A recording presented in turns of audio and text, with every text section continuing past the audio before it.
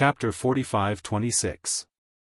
Dmo Xian held her hand as his eyes turned extremely gloomy. I met her at the ancestral hall. Yiqing Luo pretended to put on a fierce expression as she snorted lightly. See, she did it on purpose. Yes, she told me that she only saw that person from secluded palace in the ancestral hall, and had never seen you. Dmo Xian's expression turned darker and darker. He put his arm around the girl's waist. He slowly sat up straight.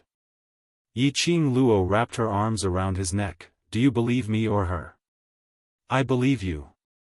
Dmo Xian replied without any hesitation as he placed a hand on her waist and said word by word, Lil Luo, to me, you are more important than anything else. He slightly lowered his eyes, and a trace of coldness flashed across his eyes. Baisu, he hadn't thought about it. One day, he and Baisu would end up like this. Baisu was doing this for Bai Mei. He hated his little Luo, even when he knew that Lil Luo, was in danger. She even hid everything from him. Yes, Baisu is too much. Yiqing Luo pinched his face, putting on a fiendish look. So this can totally offset the fact that she thinks that I hate Bai Mei for not saving her. Dmo Xian was slightly stunned. Lil Luo, His hand, from her waist, held both of her hands. Yiqing Luo gave a snort as she maintained her fierce look. This time it has already been cancelled out. If there's a next time and she still wants to use Bai Mei's death to bicker in front of me, I want you to make a choice out of two, do you hear me? Dmo Xian's eyes turned cold when he mentioned Baisu. At this moment, it had transformed into a layer of warmth. His obsidian-like peach blossom eyes were exceptionally gentle. He raised his hand and stroked the young girl's hair, gently tucking it to her ear. Lil Luo his Lil Luo, really, made him unable to extricate himself from loving her. The so-called complaint. The so-called fierceness. They were just doing it on purpose to give Baisu a way out. Yiqing Luo had never really wanted Dmo Xian to stand up for her and do something to Baisu. She just used this way. She wanted to resolve the grudge between her and Baisu. If Baisu was still clear-headed, she would know what to choose. Yiqing Luo threw herself into his arms. All right, this matter, let's end it like this, but I've made it clear, there's no next time. Dmo Xian held her waist tightly. Outside the window, a ghost-like shadow floated lightly. Like a kite with a broken string, it swayed unsteadily, unable to find its way. The illusory shadow seemed like it was about to be blown away by the wind. All of a sudden, a slender figure appeared behind the shadow. That person sneered. His eyes under the black robe revealed a hint of coldness. Do you regret it? Do you regret getting yourself into such a situation? The shadow did not turn around. He just stood there quietly. He looked in the direction of the ancestral hall as his thoughts drifted. That person continued to sneer. She is such a person. To outsiders, she is cold and ruthless, decisive in killing. But once it involves the people she cares about, she is kinder than anyone else. You hurt her like this, but she still forgave you and even found an excuse to stop the overlord from taking action against you. You can say that she has put in a lot of effort. Shut up. That illusory shadow's delicate body swayed. She raised her head slightly, her face was cold. You palace of darkness. Don't think that I don't know that the direct cause of my sister's death is all because of you. End of this chapter. Chapter 45-27. That person looked at the shadow indifferently, his face filled with hatred. He scoffed lightly. You should be the clearest about why Bai Mei died. Yiqing Luo not saving her is within reason, so you have no right to blame her. Baisu stared unblinkingly at the palace lord of secluded darkness palace who was clad in a black robe and surrounded by black qi, as she suddenly sneered, Are you speaking up for Yiqing Luo? Do I need to speak up for her? The man sneered. You heard what she said to Di Zun just now. You know what kind of person she is. Baisu pursed her lips tightly. Her smoke-like shadow was so dim that it almost melted into the air. After a long while, she then looked coldly at the palace master of Gloomy Palace and gritted her teeth. Don't let me run into you. Otherwise, I won't let a single one of you off. As soon as he finished speaking, her body had already turned into a puff of white smoke, completely disappearing in front of the palace master of Secluded Darkness Palace. Yiqing Luo and Dmo Xian cuddled for a while. With great difficulty, she managed to suppress Dmo Xian's thoughts of parting ways with Baisu. The two of them walked out of the room. Xiaofan looked at the familiar scene in the bone residence. It was somewhat similar to the scene in the savage blood bone monarch's memory, yet it was also different. She was still in a daze. Until Dmo Xian wrapped his arms around her waist and asked her gently. Only then did she regain her senses. What are you thinking about? Dmo Xian asked as he pulled her towards the main hall. Yiqing Luo's eyelashes fluttered. I'm thinking about the blood-bone barbaric king. I'm sleepy. Typing is a little slow. I have to repeat 500 words. I'll edit it in 10 minutes. Moi. That person looked at the shadow indifferently, his face filled with hatred. He scoffed lightly. You should be the clearest about why Bai Mei died. Yiqing Luo not saving her is within reason, so you have no right to blame her. Baisu stared unblinkingly at the palace lord of Secluded Darkness Palace, who was clad in a black robe and surrounded by black qi, as she suddenly sneered, Are you speaking up for Yiqing Luo? Do I need to speak up for her? The man sneered. You heard what she said to Di Zun just now. You know what kind of person she is. Baisu pursed her lips tightly. Her smoke-like shadow was so dim that it almost melted into the air. After a long while, she then looked coldly at the palace master of Gloomy Palace and gritted her teeth. Don't let me run into you. Otherwise, I won't let a single one of you off. As soon as he finished speaking, her body had already turned into a puff of white smoke, completely disappearing in front of the palace master of Secluded Darkness Palace. Yiqing Luo and Dmo Xian cuddled for a while. With great difficulty, she managed to suppress Dmo Xian's thoughts of parting ways with Baisu. The two of them walked out of the room. Xiaofan looked at the familiar scene in the bone residence. It was somewhat similar to the scene in the savage blood bone monarch's memory, yet it was also different. She was still in a daze. Until Dmo Xian wrapped his arms around her waist and asked her gently. Only then did she regain her senses. What are you thinking about? Dmo Xian pulled her towards the main hall as he asked. Yiqing Luo's eyelashes fluttered. Thinking about the savage blood bone monarch. Until Dmo Xian wrapped his arms around her waist and asked her gently. She then regained her senses. What are you thinking about? Dmo Xian pulled her towards the main hall as he asked. Yiqing Luo's eyelashes fluttered. Thinking about the savage blood bone monarch. Chapter 45-28. A trace of helplessness and pampering flashed past Dmo Xian's eyes as he tapped her forehead. I've actually been coaxed out by you. Yiqing Luo pinched his face. No choice, who asked me to be so smart? She smiled and leaned her head against his chest. A faint smile appeared in his eyes.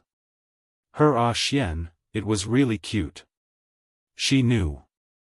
In actual fact, Dmo Xian was not because she had coaxed the information out of him. It was just that he did not intend to hide it from her. He understood her. He knew that she already knew most of the things that had happened. Even if he didn't admit it. Basically, she could confirm her guess. He pretended to be tricked into answering. He was only cooperating with her on purpose, helping her confirm the guess in her heart. She lazily leaned into Dmo Xian's embrace, her legs climbing towards the man's tall and straight body. I don't want to go anymore, hug me. Dmo Xian hooked his arm around the young lady's body as she wriggled around him, holding her firmly in his arms. Yiqing Luo squinted her eyes comfortably, like a contented kitten. Dmo Xian carried her and strode towards the direction of the hall. Ah Xian, how much do you know? Yiqing Luo's eyes were still closed and her voice was very soft. Dmo Xian lowered his head and looked at the young lady's exquisite face as his pupils deepened. More than you, what do you want to know?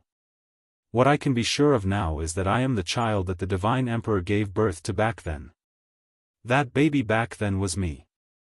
She paused, opened her eyes and looked at the man. The time when the Divine Emperor passed away was 10,000 years ago.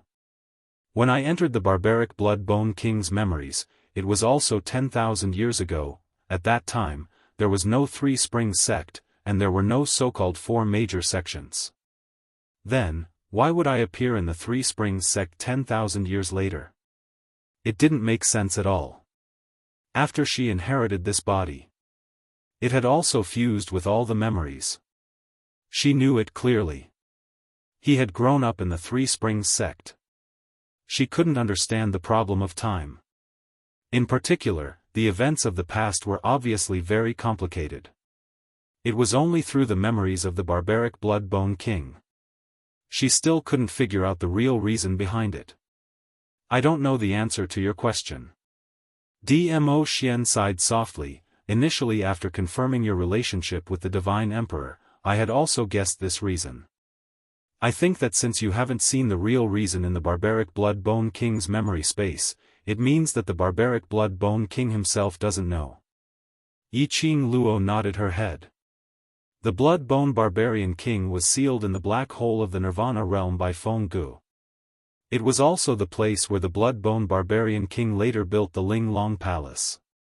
The child was also handed over to the hidden guard of the Bone Residence. What happened after that? He really didn't know. After knowing your biological mother's identity, you still want to look for her? Dmo Xian's deep eyes faintly rippled with a faint light. Yiqing Luo's hand caressed his cheek. Don't you want me to investigate my own background? Dmo Xian paused for a moment and shook his head. It's not that I don't want to, I'm worried. The Divine Emperor's Emperor.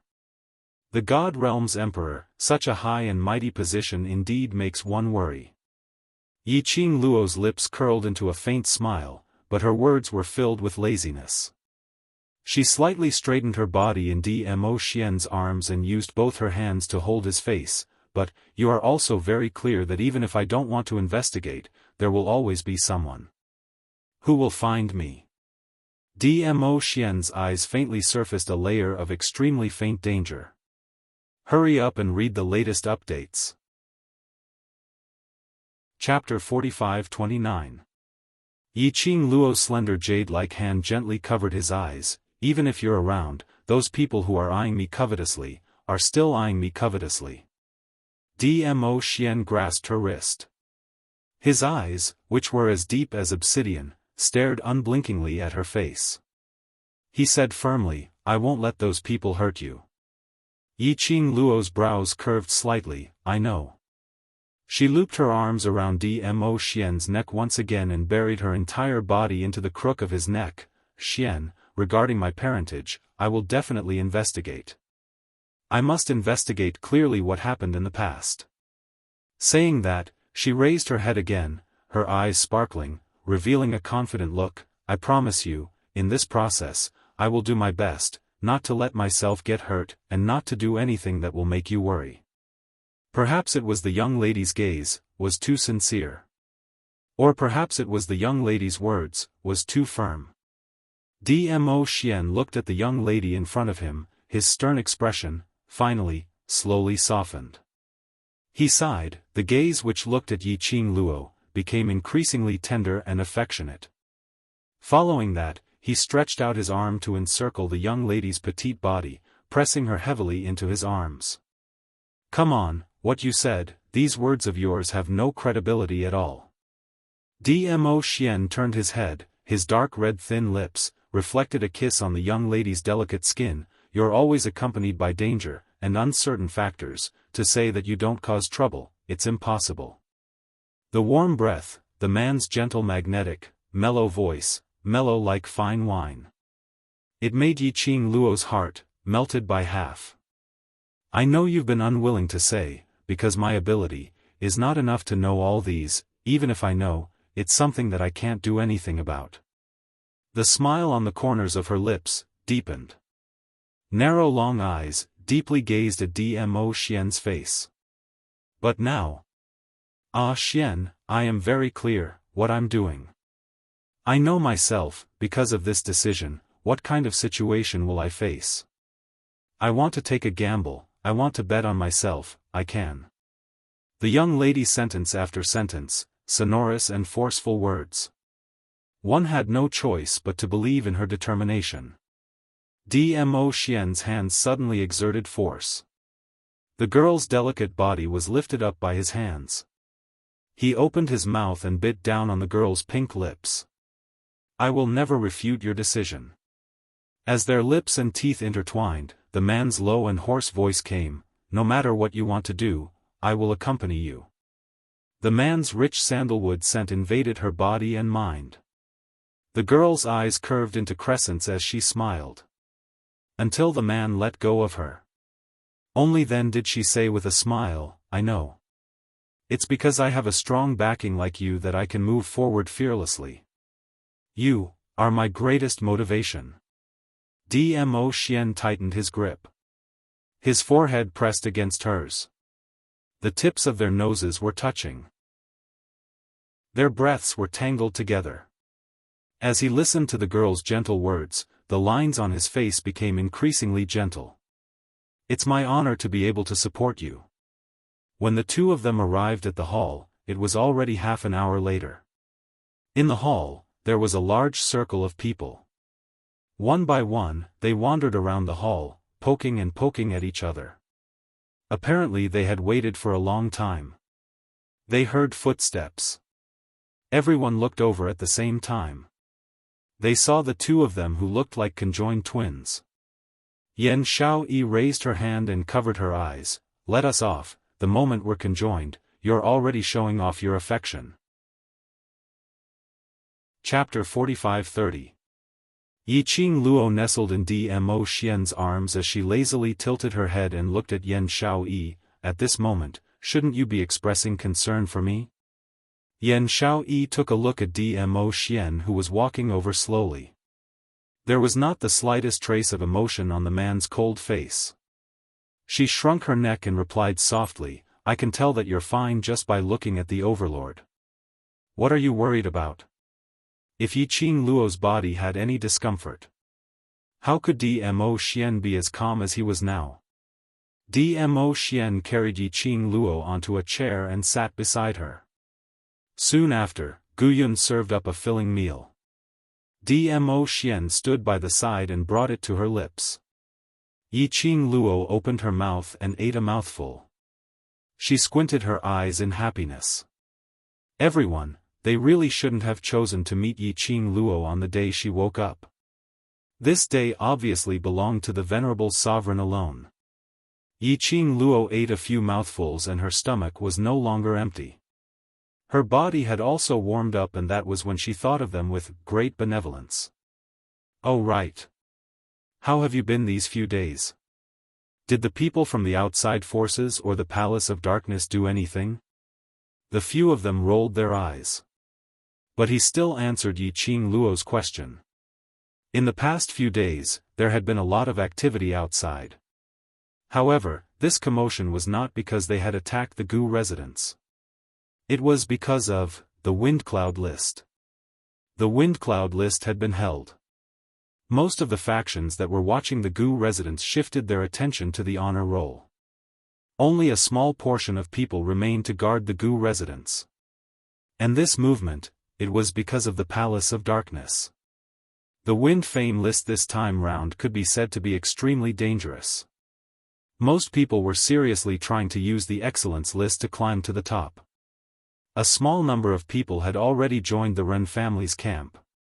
In the second round of the Wind Cloud list, Just as the people of the major forces were exhausted from the duel, a figure suddenly appeared.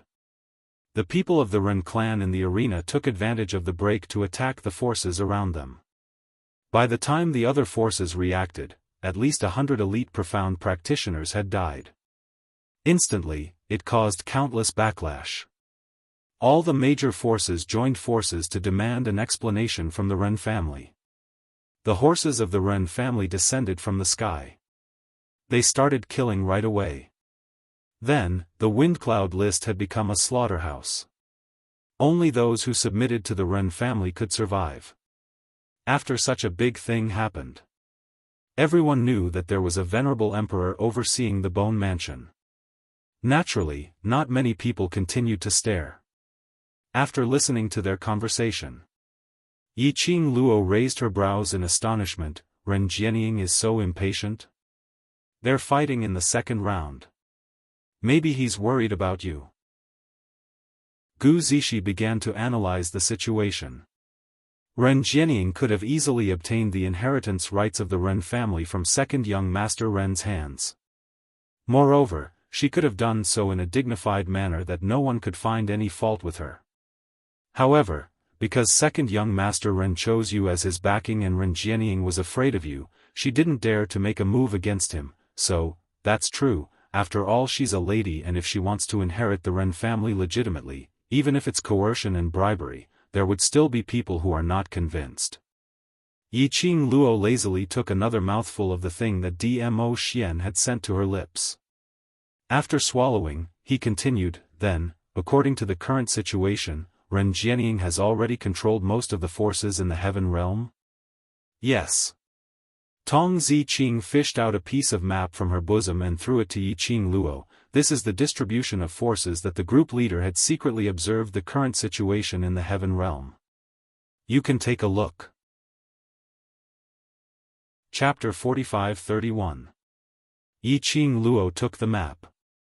Spread out on the table in front of him. The map above was very detailed. Every single faction was clearly marked. He also marked the forces that had submitted to the Ren family. Yiqing Luo leaned into Dmo Xian's arms and looked through the entire map before putting it down. In that case, Ren Jianying has already cooperated with the royal family and both of them are preparing to split the Heaven Realm's territory equally? Tong Ziqing shook her head. I can't tell what Ren Jianying's real motive is based on the current information. Yiqing Luo pointed to a direction on the map. Ren Jianying's ambition is not just to divide the world equally.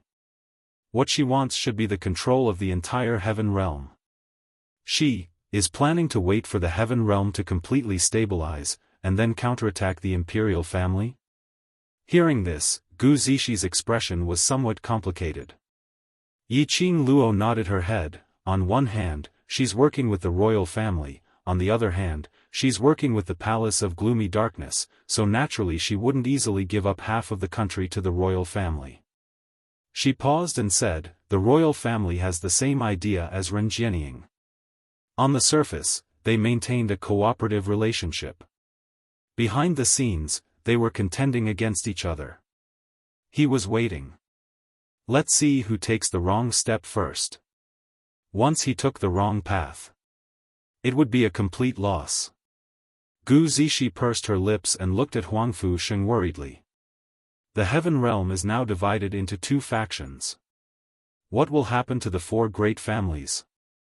The only way for the four heavenly families is to band together.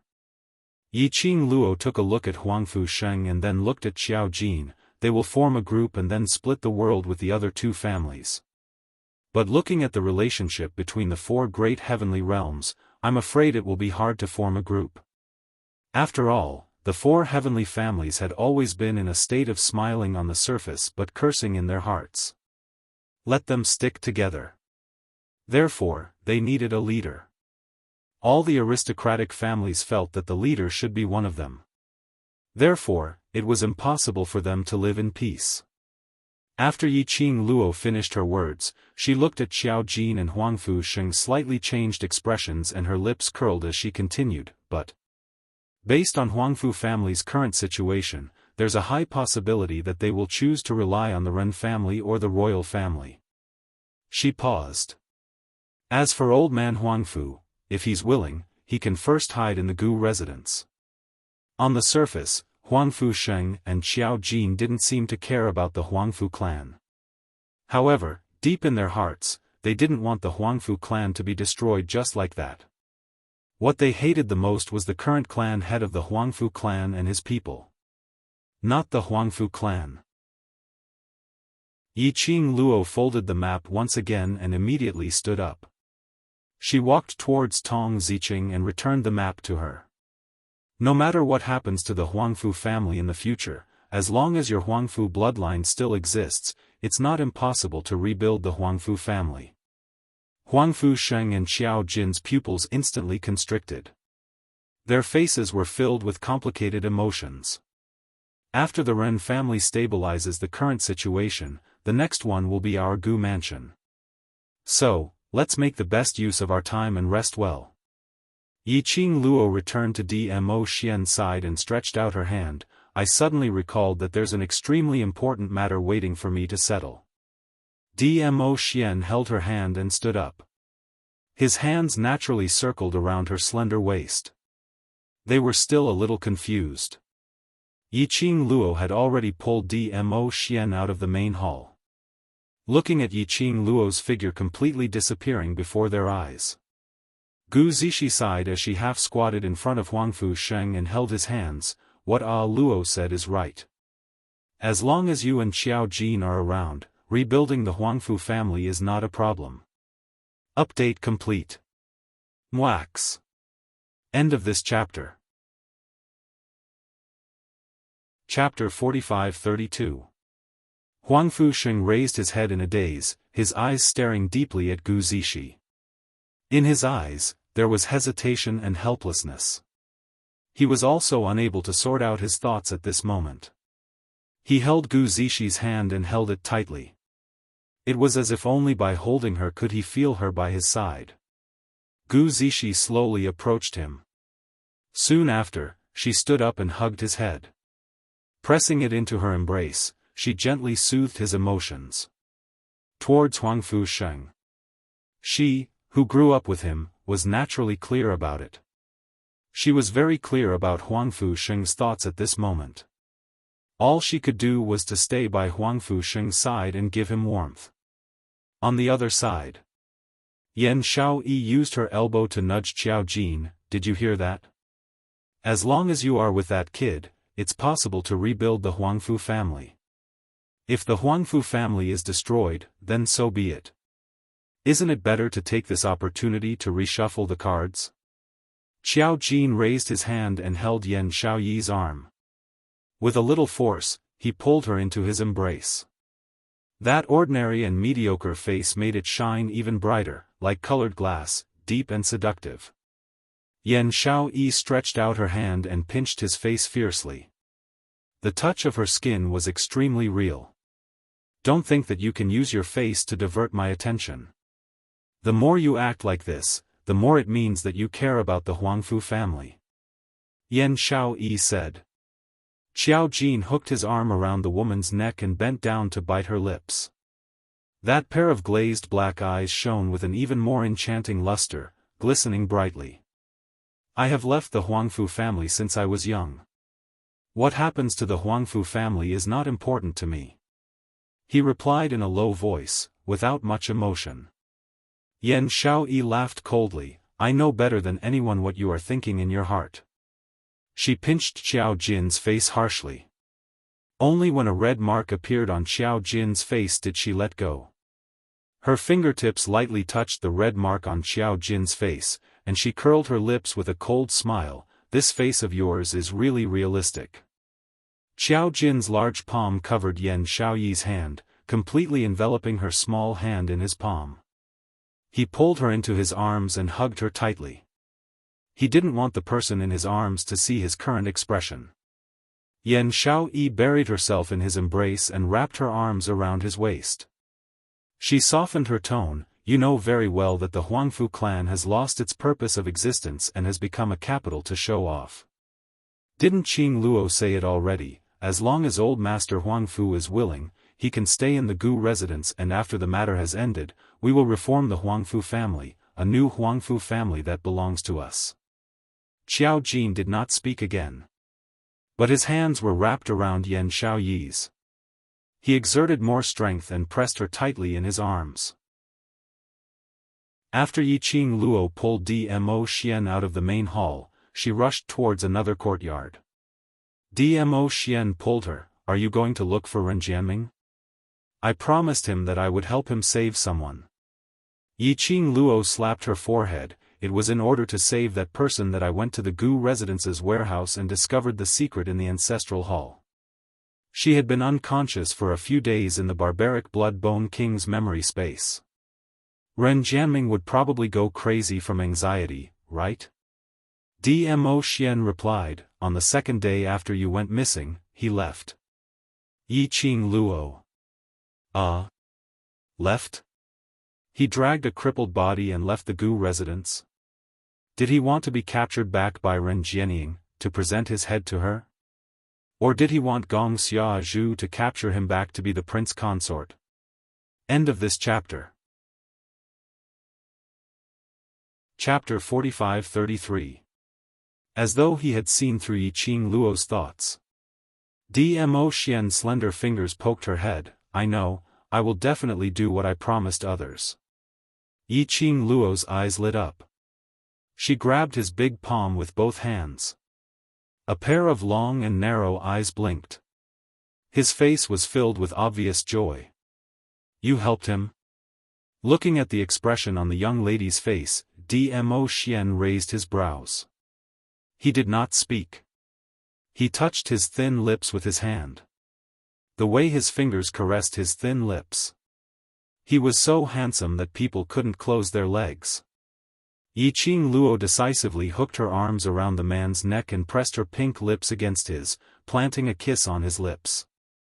Then, she gazed deeply at him with her big, wet eyes. After being kissed by the girl, the man was satisfied. "Xiao Jiao will follow him, he will be fine." Yiqing Luo bounced and jumped into the man's arms. Her four limbs were all wrapped around Dmo Xian. She hung all her weight on the man's body. "Ah, Xian treats me the best. I like Ah Xian the most." The young lady's sweet words were like a ray of sunshine, seeping into Dmo Xian's heart. That pair of bright and mischievous eyes shone into the depths of his eyes at close range. Her heart was filled with tenderness. Everything he did was to make little Luo happy. Lil Luo was happy. He was satisfied. "Let's go, let's hurry and settle Ren Jianming's matter, then. We'll go find trouble with the Ren family." Yiqing Luo climbed down from his body. Dmo Xian rubbed her little head. Then, he summoned Little Nine. Little Nine brought the two people in the direction that Ren Jianming was currently at. Even with Little Nine's speed, he had still rushed for at least half an hour in midair. It looked even more remote and gloomy, like a patch of green plants that grew naturally and one couldn't tell what it was. No matter how one looked at it, it was extremely strange. Yiqing Luo looked at the environment below as she ridiculed in her heart, "Can't that fellow Ren Jianming just stay in the Gu residence properly? He has only been missing for a few days. Is there a need to be so anxious? One person, without any profound energy. And he even ran into such a deep mountain forest. Wasn't he afraid that a magical beast would suddenly appear and swallow him? This should be the place where the person he wanted to save is at." Dmo Xian's head rested lightly on Yiqing Luo's shoulder as he spoke in a low voice. He closed his eyes. His peerless face was like a painting. When he opened his mouth, his warm breath was still beside her ear. For Ren Jianming, the disappearance is equivalent to the destruction of his hope. Perhaps he thought that his disappearance meant that he refused to save that person. That's why he came here alone. Yiqing Luo. He's an idiot, right? This was a statement, not a question. Ren Jianming might really be a fool. Haunted her for so long. He didn't even want face anymore. After much effort, she finally agreed. Did he just give up? There must be something wrong with this child's brain. Little Nine stopped in the depths of the forest. Dmo Xian carried Yiqing Luo down and stood on the ground. As far as the eye could see, everything in front of him was green. The green was strange. Little Nine said that Ren Jianming stopped here. Dmo Xian held Yiqing Luo's hand as they walked towards the front. Trees after trees flashed past in front of them. Dmo Xian brought her and went around several rounds. All of a sudden, the scene in front of him turned into a huge cave in an instant. Just like when she was in barbaric Blood Bone King's memory space, changing the scenery. Chapter 45-34. Reverse enchantment? These 4 words suddenly popped out in Yiqing Luo's mind. She had only seen this enchantment once in Nirvana Realm, at the base camp of the Dark Forces. Old Man Tsang had explained about the reverse enchantment at that time. It was probably equivalent to, the reverse enchantment would hide the place or thing that it really wanted to hide. And for those who didn't know how to break the array, when they entered the reverse enchantment, they would only see the scene displayed by the reverse enchantment. Earlier, a large patch of lush forest or whatever, were all an illusion created by the reverse enchantment. In the enchantment, the place where she was standing, was actually this huge cave. How did you know how to break this reverse enchantment? Yiqing Luo's hands hugged Dmo Xian's arm, her eyes filled with worship. Looking at the young lady's mischievous look. The lines on the man's face softened a little, as his eyes oozed out traces of pampering. Since you were trapped in the enchantment, I was helpless. I researched on various ways to break the enchantment. Yiqing Luo's eyelashes fluttered slightly. Her charming eyes reflected the man's peerless looks. Her eyes were covered with a layer of warmth. He really placed her on the tip of his heart and pampered her. Because of a mistake which caused her to get hurt. So he tried his best to make up for it. To make himself stronger. And to be able to protect her safely. She was really very lucky. Yiqing Luo circled his neck, as she kissed his lips hard. The young lady's eyes were rippling like water. Touched, gentle, affectionate. A smile flashed past Dmo Xian's eyes. Immediately his large palm clasped the young lady's slender waist tightly, deepening the kiss. The corner of his gaze seemed to be provoking, and also seemed to be warning, as it swept past somewhere not too far away. In the darkness, a figure could be seen faintly, standing at the corner. That person looked at the scene in front of him without blinking. His gaze fell onto that devastatingly beautiful young lady's face. Looking at the young lady's blissful smile. Looking at the young lady's gentle and affectionate gaze. His heart felt as though it was being strangled, as though it was about to suffocate. The words that were in his mouth were swallowed back. Until the man's corner of his gaze swept over. That made his body suddenly stiffened. He quickly turned around and left that angle, as though he was fleeing for his life. It was just like, the deepest secret in his heart seemed to have been discovered. That kind of panic. What's that sound? Yiqing Luo's ears twitched as a small head popped out from the man's body and looked around. Just now, he seemed to have heard light footsteps. Dmo Xian naturally held Yiqing Luo's hand as he walked towards the direction where that person had left, probably Ren Jianming. Let's go take a look. Yiqing Luo responded with a "n" and followed behind Dmo Xian. After walking for a while, Yiqing Luo indeed heard clearer footsteps. In the dark cave, there was a flickering light ahead. A tall figure stood out amidst the light. It seemed to have heard their footsteps. The figure walked even faster. Yiqing Luo looked for a while and barely recognized the other party. Ren Jianming? That person's footsteps paused, then he suddenly sped up and strode forward. It was that meal.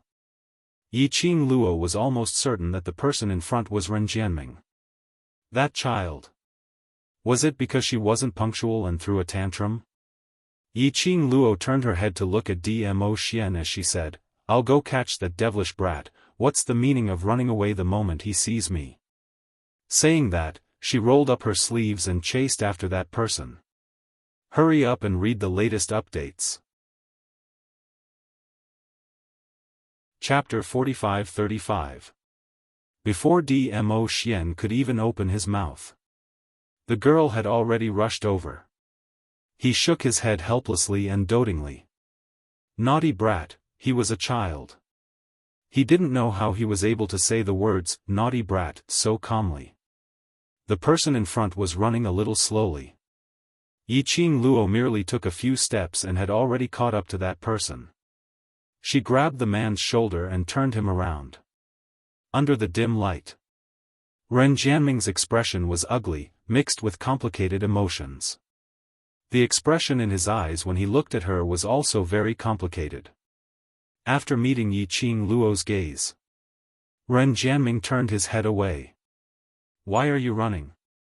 Yiqing Luo pressed his shoulder tightly. Ren Jianming lowered his head and said nothing. Yiqing Luo directly slapped his forehead. "Speak, why are you running? You don't want to see me?" "No." Ren Jianming opened his mouth, his voice a little hoarse. Yiqing Luo snorted coldly, "No, then why did you run away when you saw me?" Ren Jianming stammered, unable to utter a single word. Especially when he saw the man walking out from the darkness behind the young girl, his face turned even paler. The man was noble and elegant as he slowly walked over. It was as if a king had descended. It caused people to unconsciously submit to him. He lowered his head again and did not speak again.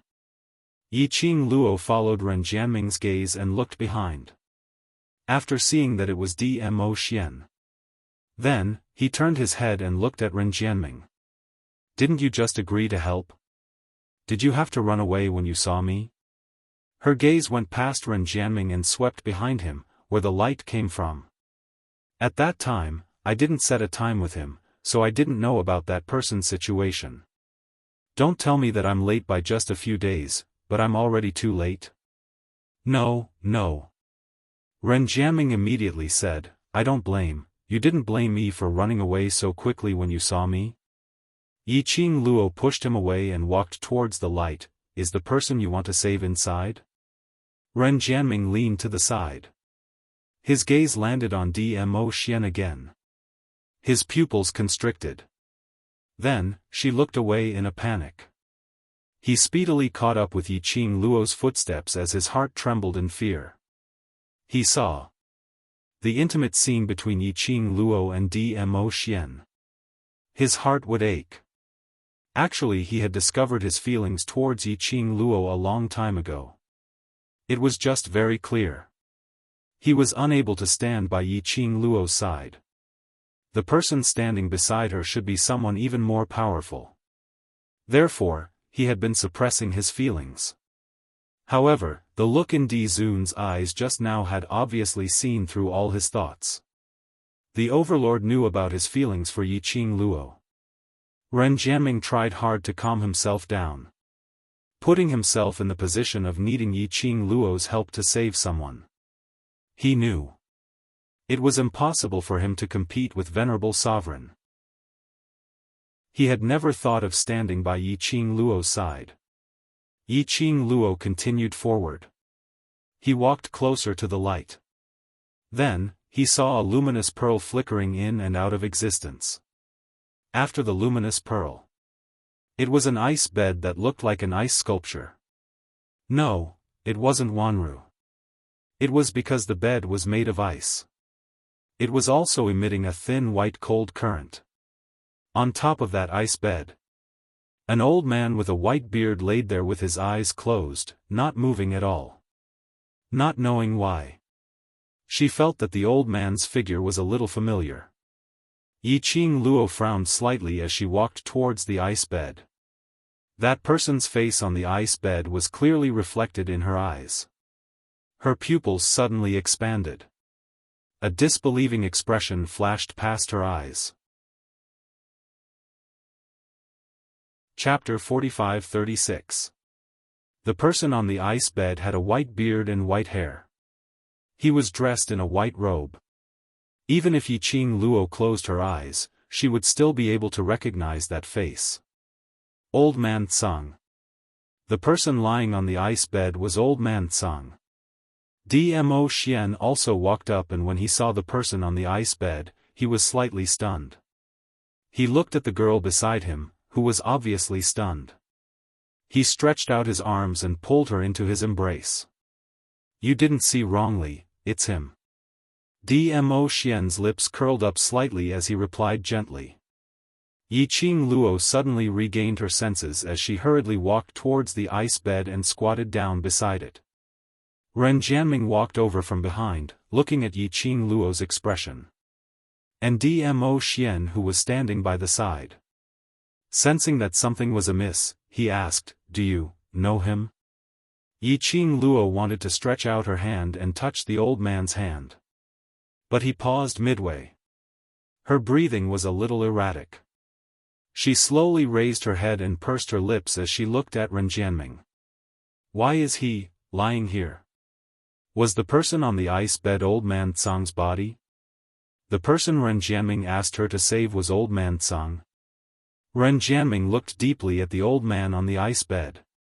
"He wanted to protect me, so Ren Jianying, protection? Ren Jianying?"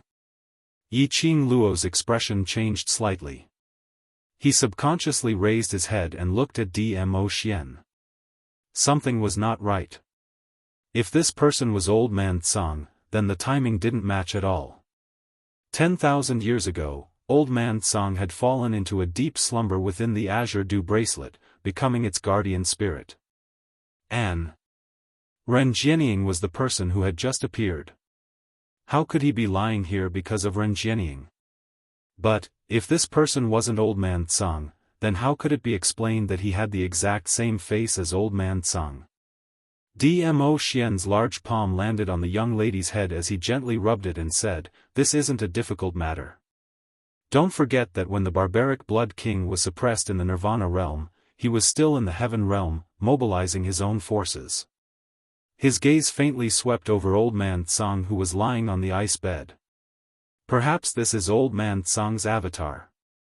Doppelganger? Yiqing Luo was stunned. "You can play this way? Then, why has Old Man Tsang never mentioned it to me?" Dmo Xian pondered for a moment, because he himself might not even know. Yiqing Luo pursed her lips tightly. She lowered her eyes and looked at the Azure Dew bracelet on her wrist. Her slender, jade-like fingers lightly stroked it. "I previously promised Old Man Tsang that I will help him find his own body, and let him become a new person." Yiqing Luo's charming eyes flashed a faint radiance. Her gaze again fell on the person on the ice bed. If it's Old Man Tsang, can I?" "Yes." Dmo Xian's hands wrapped tightly around her slender waist. "He is Old Man Tsang. If he is able to fuse Old Man Tsang's spiritual body into his body, he will become a real person." Wait, what are you guys talking about?" Ren Jianming was confused as he listened to their conversation. He took a look at Old Man Tsang and looked at Yiqing Luo. "What do you want to merge with him?" "What do you mean? Miss Gu, aren't you here to save him?" Ren Jianming panicked a little. Yiqing Luo didn't say a word. Finding Old Man Tsang's body wasn't as happy as she expected. On the contrary, there was a heavy feeling. She knew the reason why Ren Jianming was panicking. It was the same thing that she was worried about. Because, she couldn't be sure whether this Old Man Tsang in front of her was related to Ren Jianming or the Old Man Tsang that belonged to her. **** The Karsic Old Man Mo was always looking for the right time to write. I tried my best to annoy you. I'll continue to work hard, sob sob sob. End of this chapter. Chapter 45-37. For Ren Jianming. Old Man Tsang was a benefactor to him. It was another kind of existence. It had nothing to do with her Azure Dew bracelet, therefore, if his body and soul were to fuse together, he would not be able to do so. Would the person after the fusion still be Old Man Tsang? Split body, no matter how it's split, it's still the same person. Dmo Xian seemed to have seen through Yiqing Luo's thoughts. He explained in a gentle voice, actually, when I first saw Old Man Tsang, I felt that his soul wasn't complete. However, Old Man Tsang's consciousness and mind were very clear, so I didn't think too much about it. Based on the current situation, the Old Man Tsang in the heaven realm should be a wisp of Old Man Tsang's spiritual consciousness.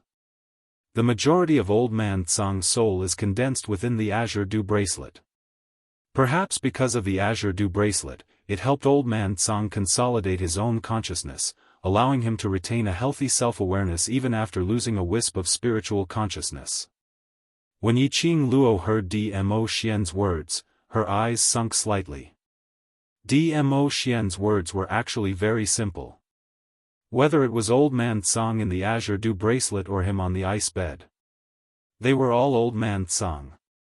One was the soul. One is the body. As for why Old Man Tsang's body could move freely in the heavenly realm, it was because there was a strand of Old Man Tsang's spiritual consciousness left in this body. But, why did that wisp of spiritual awareness appear in the heaven realm, and the reason why it was related to the Ren family, perhaps only Old Man Tsang himself knew. So, can he be saved? Yiqing Luo asked. If so, yes. Dmo Xian's deep eyes gazed deeply at her face as his thin lips curled into an extremely shallow arc, and only then can his soul return back into his body. He paused. He glanced in Ren Jianming's direction. Ren Jianming did the right thing. He knew to ask for help. Ren Jianming felt goosebumps all over his body from this sudden look. A chill ran down his spine. He clenched his fingers tightly, suppressing the frightening chill. He took a deep breath and said, "What are the two of you talking about? What exactly is your relationship with him?"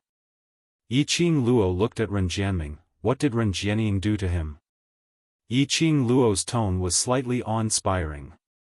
He was sure that this old man was Old Man Tsang. Yiqing Luo naturally wouldn't ignore it. And she was a very protective person. He had to avenge Old Man Tsang. Ren Jianming looked at her serious expression and answered subconsciously, "Elder Tsang is an elder of our Ren family." Elder Tsang saw through eldest sister's ambition and wanted to stop it, which caused eldest sister to retaliate. At that time, I didn't believe that big sister would do something so heartless and extreme just for the sake of the Ren family. But once, when I came out of Elder Tsang's mountain, I was chased. Elder Tsang arrived in time to save me. At that time, Elder Tsang was trying to block the arrow that was shot from afar for me. He fell down and hasn't woken up even now. Ren Jianming's emotions fluctuated as he recalled this memory. His fingers were tightly clenched, as if he was suppressing some sort of emotion. Then, he shut his eyes tightly.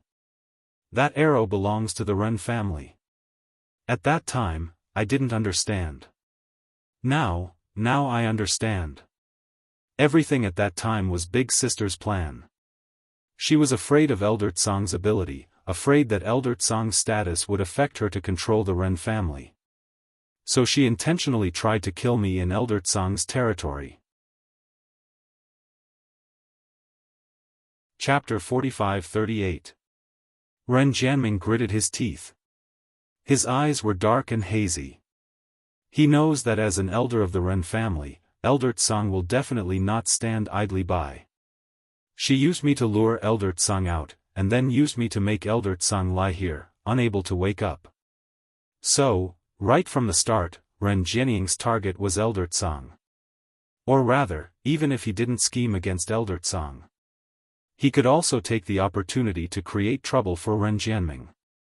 Or rather, he had inadvertently destroyed Ren Jianming. It was enough to make him lose the right to be the successor of the Ren family. No matter what the reason was. As long as one of the two was achieved. To Ren Jianming, it was all good and no harm. Because Ren Jianying schemed against him, so you think? He has a way to deal with Ren Jianying? Yi Qing Luo asked. Ren Jianming took a deep look at the ice bed. Yes. Elder Tsang will definitely be able to deal with Ren Jianying. He is an elder of the Ren family. At this point, his voice suddenly became softer. Most importantly, I don't want anything to happen to Elder Tsang. I want him to recover. Elder Tsang was tricked because of him. And he was lying in this place. How could he not feel guilty? However, because of Ren Jianying. However, he didn't dare to openly look for capable people to save Elder Tsang. He could only maintain his image as a hedonistic young master on the surface while secretly searching for a way to save Elder Tsang. Until he met Yi Qing Luo. Yi Qing Luo muttered to herself for a moment and replied calmly, I will save him. As long as you're willing. I can agree to any conditions. Ren Jianming clenched his fists tightly as he looked at Yi Qing Luo anxiously. Yi Qing Luo shook her head, there's no need for any conditions or requests, I'm the one who wants to save him. Perhaps it was because Yi Qing Luo's tone was simply too serious. Ren Jianming clenched his fists and asked tentatively, you know Elder Tsang too? What do you mean by what you just said? Does Elder Tsang have a very good relationship with you guys? To me, he is the most important elder. Yi Qing Luo's charming eyes overflowed with radiance, so I will save him. Ren Jianming wanted to ask something, but he closed his mouth in the end. No matter what the relationship between Yi Qing Luo and Old Tsang was. Since Yi Qing Luo had agreed, she would never go back on her word. She would definitely make Elder Tsang open his eyes again, but a little difficult.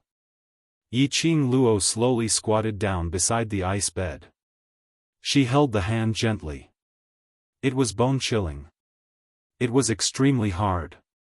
Yi Qing Luo's hands were trembling. Miss Gu, you can't touch Elder Tsang. Ren Jianming saw Yi Qing Luo's action and was so shocked that his eyes deepened. This is the thousand-year frost, Old Tsang is protected by the cold air of the thousand-year frost, this cold air will hurt you. It doesn't matter. The emotions in Yi Qing Luo's eyes fluctuated strangely. Her heart was beating wildly. She held Old Man Tsang's hand. Although it was cold. But it was truly Old Man Tsang's body.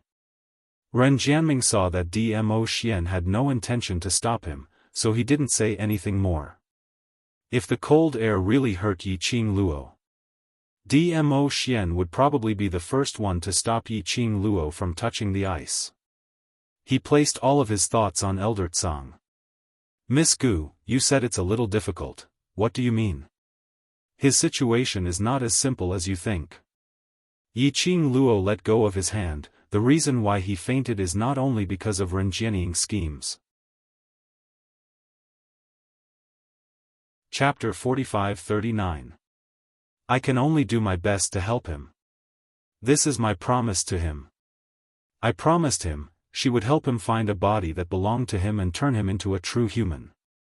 The tenderness in Yi Qing Luo's eyes gradually dispersed.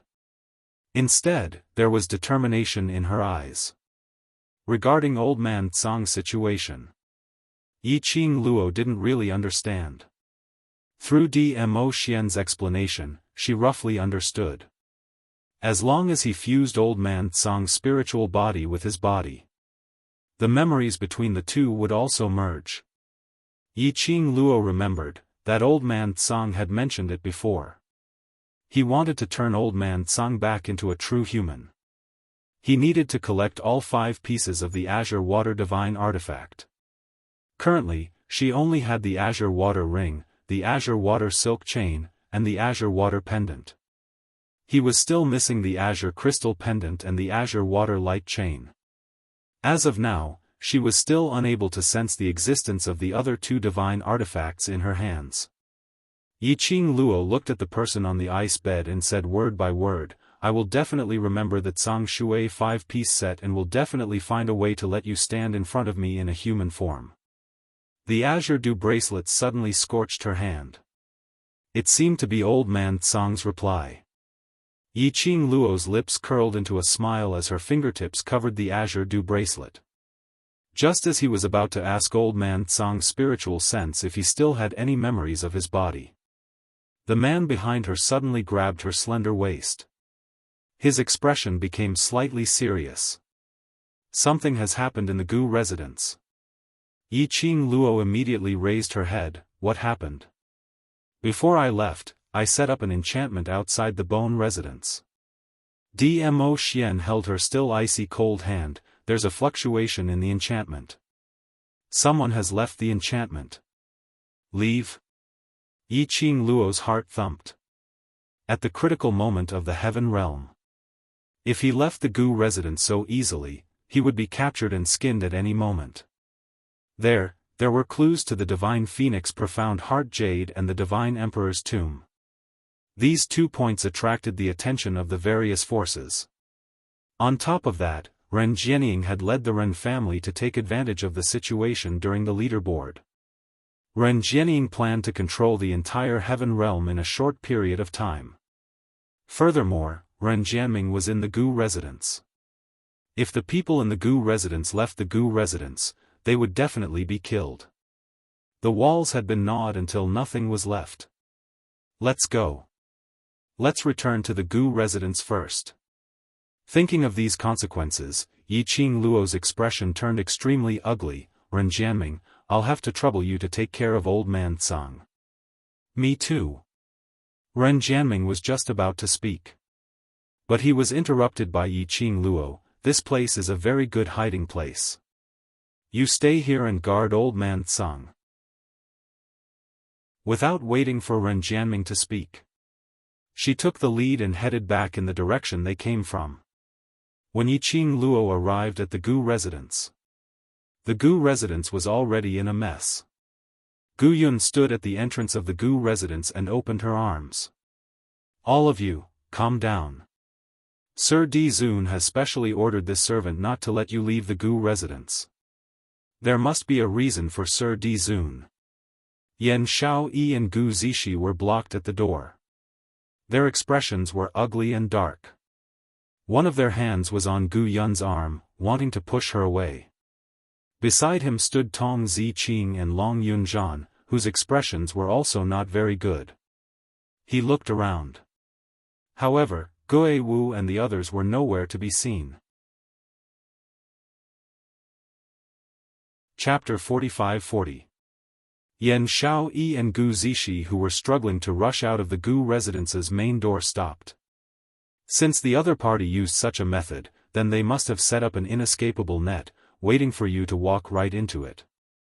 Gu Yun saw that she had persuaded the both of them and immediately added on. Yan Xiao Yi and Gu Zishi looked at each other. The expressions on their faces were complicated. As though they were forcefully suppressing the surging emotions in their chest, trying their best to calm their own emotions. Yan Xiao Yi's fingers clenched tightly as she punched the air. Then what should we do? Don't tell me we are just going to stand here and wait? Gu Yun lowered her head in difficulty. I think we should wait for the Overlord and eldest young miss to return to the residence. You also said it's an inescapable net. How could cousin Xiao and Ah Sheng be those people's match? Gu Zishi was panting heavily as she spoke. She paced back and forth anxiously on the spot. Her face was filled with unconcealable anxiety. It won't happen. Yan Xiao Yi took a deep breath as her voice trembled slightly. She could tell that she was restraining her own emotions. Since they used such a method to intentionally lure Qiao Jin and Huang Fusheng away, then they must have made up their minds to use them as bait to lure Qing Luo out. Yan Xiao Yi wasn't sure if she was convincing herself or convincing Gu Zishi. Before Qing Luo appears, within a short period of time, their lives will absolutely not be in danger. Gu Zishi's eyelashes fluttered as she opened her mouth wanting to say something but swallowed it down as she changed to something else. What you said is right. They will be fine, they won't. But, after the both of them finished saying this sentence. But both of them fell into silence. No matter how they tried to convince themselves. Their hearts were still unable to cross that hurdle. They were unable to control themselves not to worry about them. Their lives wouldn't be in danger. But the others? They were such proud people, how could they endure becoming the other party's captives? Just at this moment. What happened? Who has left the Gu residence? A clear voice sounded, as though it was faintly discernible in the air. When that voice rang, the group of people who were squeezing at the entrance with a heavy atmosphere suddenly raised their heads and looked over.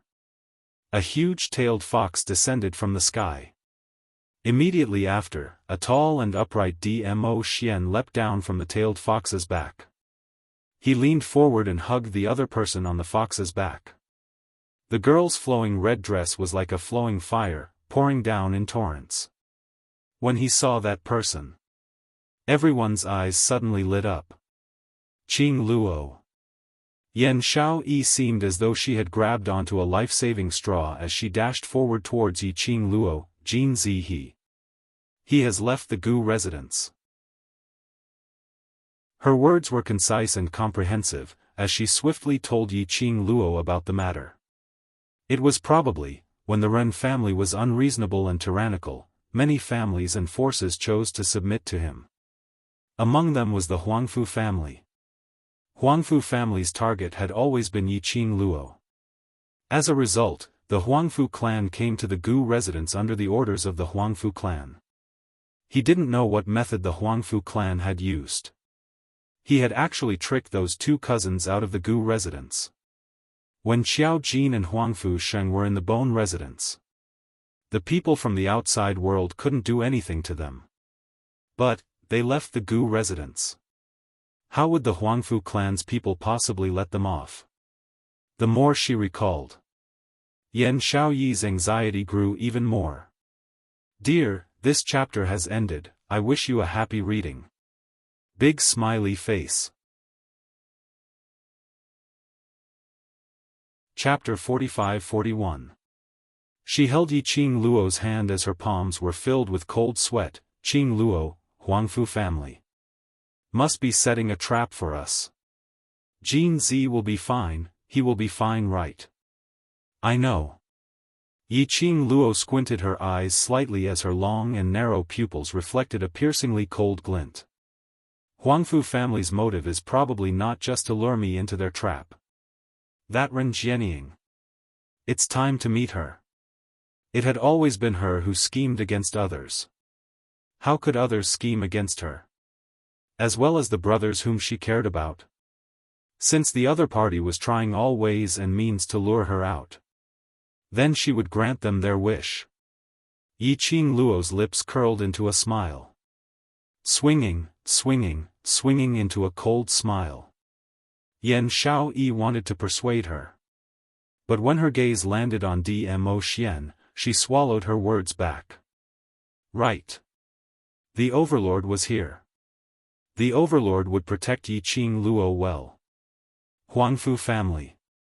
In the huge courtyard, there was a rain of blood and a foul wind.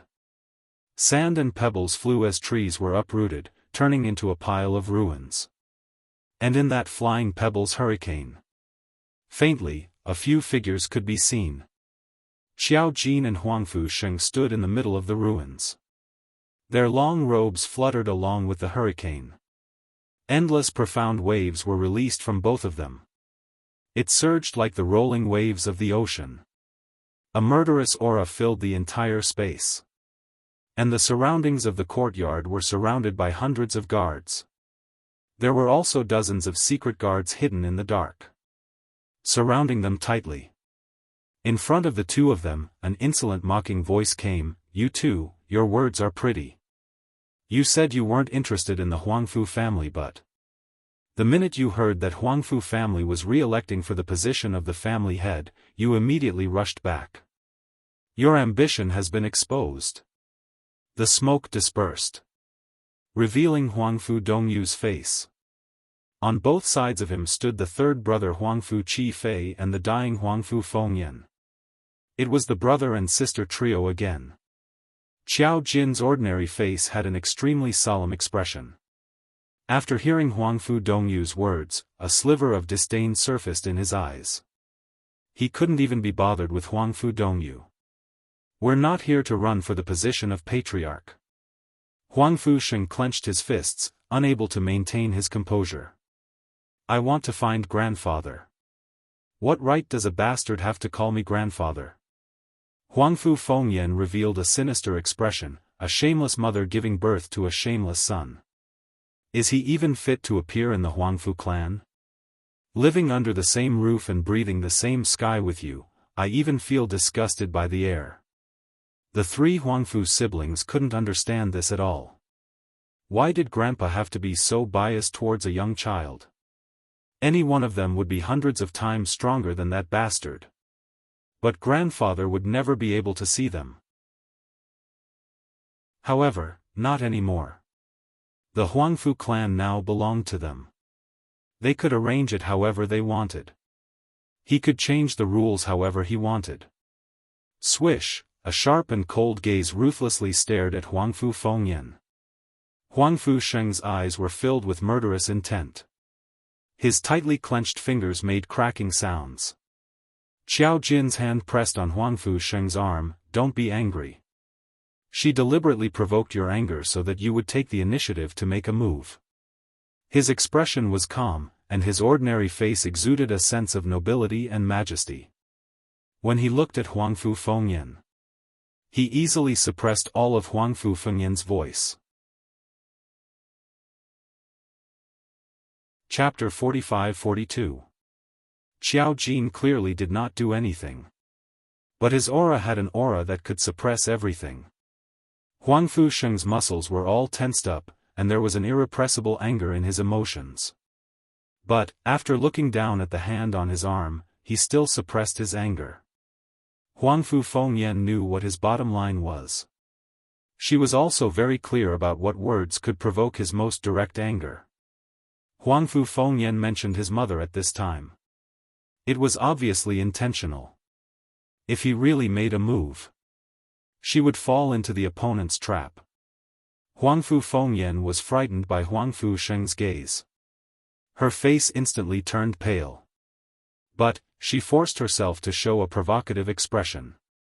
But, the enraged Huangfu Sheng only looked at her with an extremely vicious gaze, and did not have the intention to make a move. Huangfu Fengyan did not achieve her goal, and was even stared at by Huangfu Sheng's vicious gaze. There was an inexplicable feeling of strangeness. She looked at the side, at the gentle and elegant Huangfu Qifei, and her eyes were slightly in a mess. She took a deep breath, then looked at Huangfu Sheng and continued, "Don't make it sound so nice. At the end of the day, you just want to compete for the position of the head of the Huangfu family. But let me tell you. You are a bastard, a wild beast that has long been removed from the family tree. Both of you have no right to compete. Who cares about the competition for the position of the head of the family? I will only say it once, hand over the old man. What you want to do in the future has nothing to do with us." Xiao Jin impatiently interrupted her. Although grandfather is no longer the head of the Huangfu family, his authority is still there. Now that the selection for the position of head of the family is imminent, grandfather naturally has to uphold justice in the Huangfu family. Huangfu Fengyan sneered and said, "You say that you want to see grandfather, but you just want to make use of grandfather's fondness for you to gain his support." Xiao Jin did not even bother to look at her, but stared directly at Huangfu Dongyu and said, "Tell me directly, you specially made use of the old man to lure us here. What is your motive?" Huangfu Dongyu placed his hands behind his back and sneered, "Naturally. I want you to never be able to return to the Huangfu clan." There was an obvious murderous intent in his eyes. Both of you are incompatible with the Huangfu family. Both of you don't have the right to stand in the Huangfu family. The only way to prevent you from ever returning to the Huangfu clan is, Huangfu Dongyu grinned, revealing a treacherous sneer as he said word by word, "Both of you, die." As soon as he finished speaking, a slim and graceful figure walked out from behind the two of them. The man was dressed in black, and his black hair was tied into a simple bun, revealing his exquisite face. That person had an outstanding temperament, and his every movement was filled with nobility. Between her eyebrows, there was the beauty of a woman, as well as the sharpness of a person in a superior position. When Huang Fusheng saw who it was, he cautiously moved closer to Qiao Jin. Ren Jianying. Yes. The person who came was the current head of the Ren family. Ren Jianying. Ren Jianying's posture was noble and arrogant. She raised her chin slightly, revealing her fair neck. Her red lips curled slightly. I have no choice. First Mistress Gu refused to leave the Gu residence. If I want to see her, I can only use this method. Although Ren Jianying was smiling.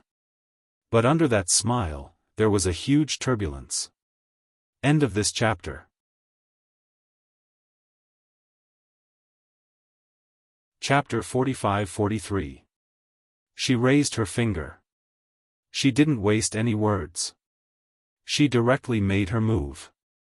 Qiao Jin vaguely saw the extremely faint black aura that Ren Jianying swept away when she made her move. It was a little strange. When he looked again and again, he didn't see anything. The next moment, Ren Jianying's attack had already rushed in front of him. As expected of the person who crippled Ren Jianming and became the new head of the Ren family with her own strength. When she made her move, there was no hesitation at all. Qiao Jin and Huang Fusheng didn't even have time to react. They quickly raised their hands to counterattack. The two sides were fighting. He didn't know if it was Qiao Jin's illusion.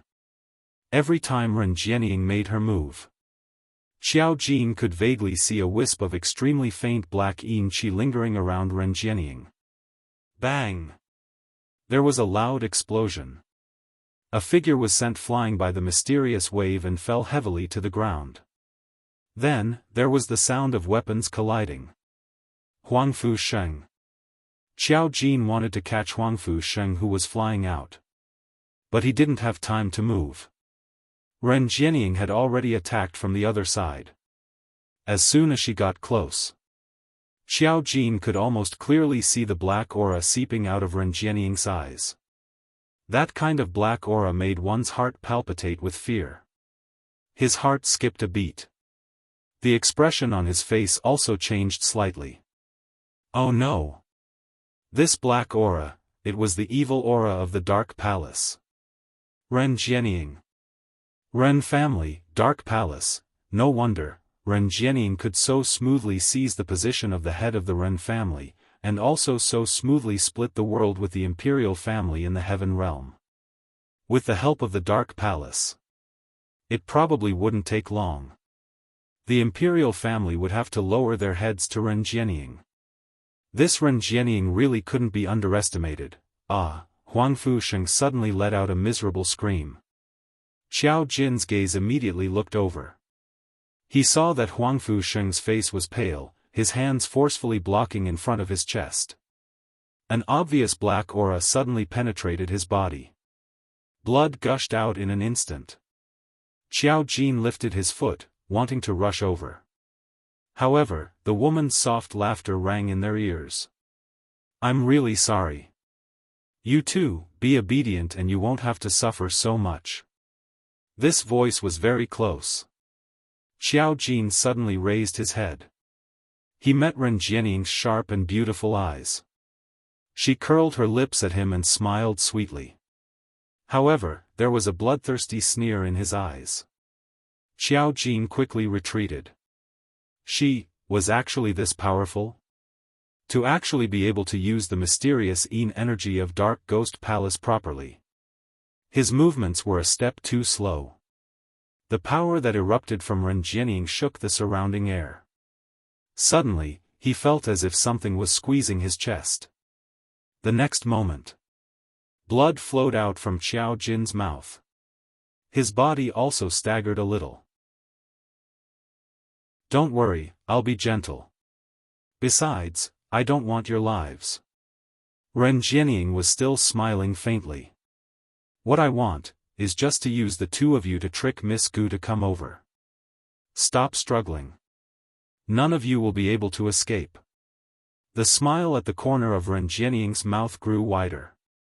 She walked in the direction of Qiao Jin and Huangfu Sheng. Every step she took, the black aura that lingered around her body became stronger. It carried a cold killing intent.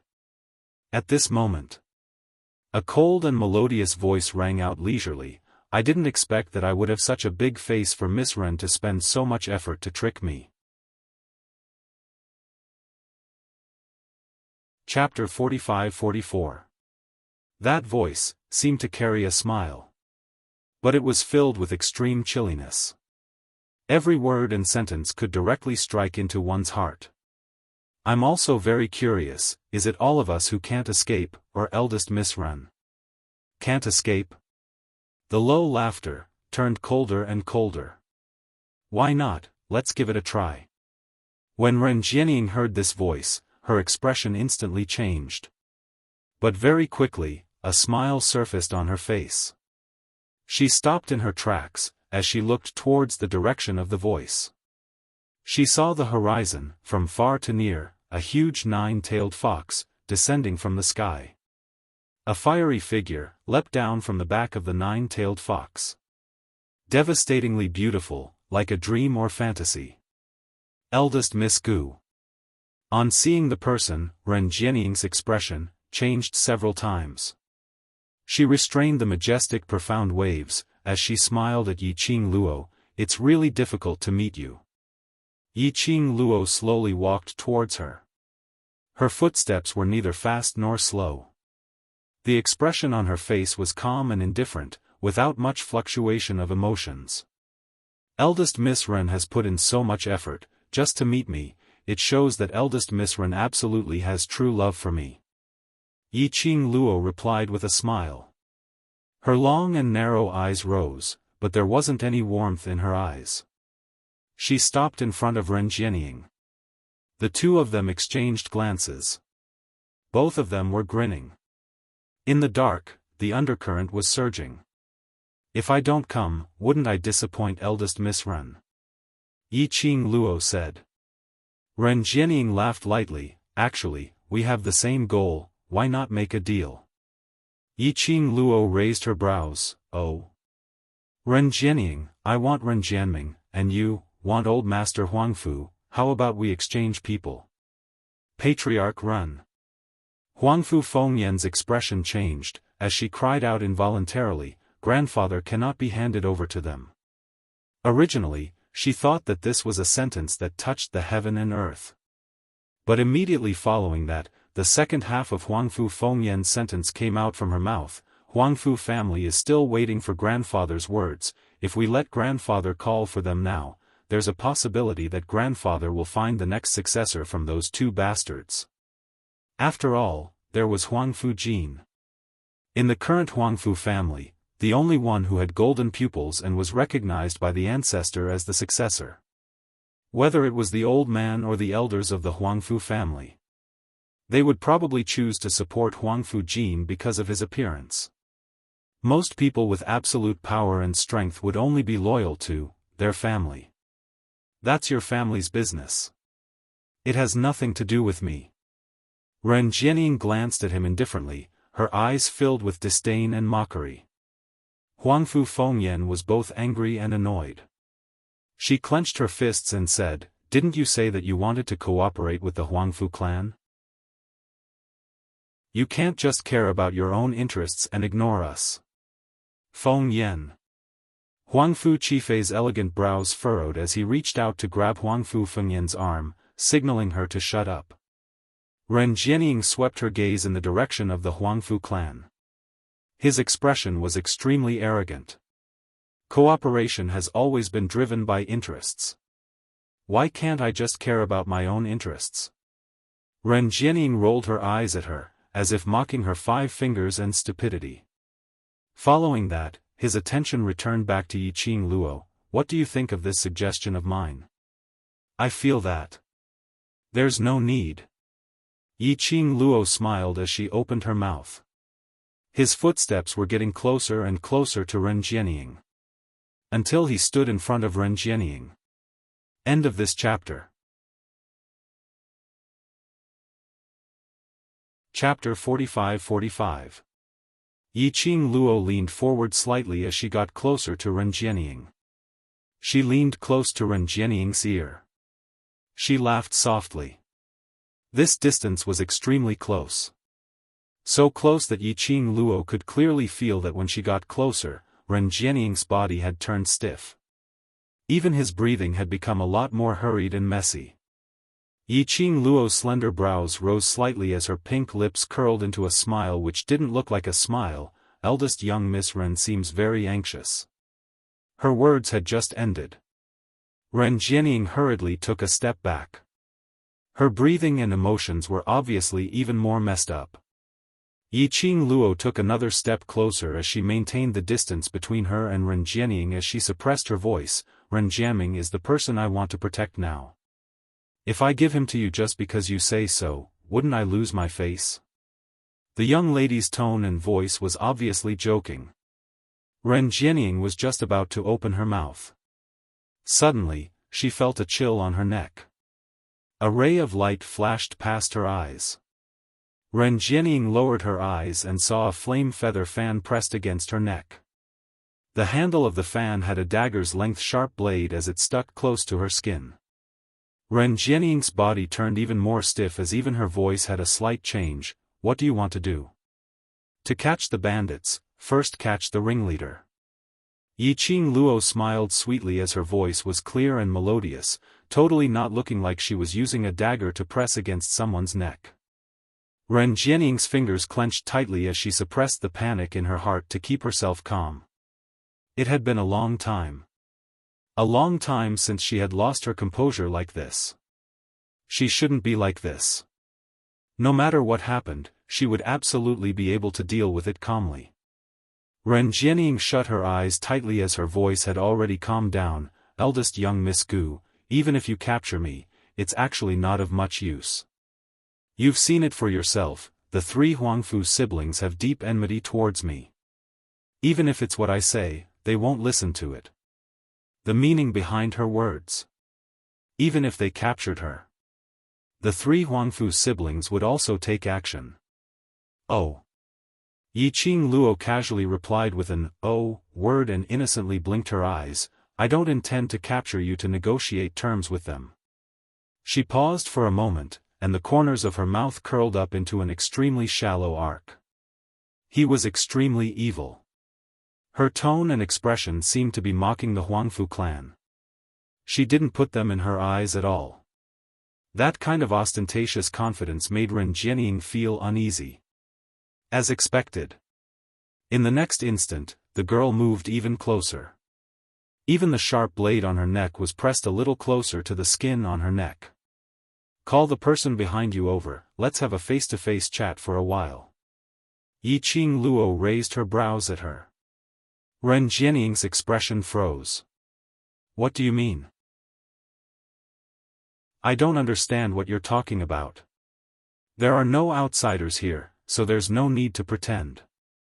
Yiqing Luo tilted her head as she beamed. The person behind you has schemed against me for such a long time, still not intending to reveal his true face? Ren Jianying's eyelashes fluttered. Why are you asking this? I want to kill the person behind you. Yiqing Luo smiled. Ren Jianying, pausing for a moment, she shook her head. I don't have any person behind me. Everything was arranged by me alone. The number of times I've crossed hands with the Palace of Darkness is even more than the amount of salt you've eaten. Do you think I can't tell that your body has already been contaminated by the evil Yin Qi? Yiqing Luo sneered. Do you think I can't tell that the reason why you're able to control the entire heaven realm in such a short period of time is because the Palace of Darkness made use of the evil Yin Qi to raise your profound grade, and used a forbidden curse to enhance you, which is why you could be so successful.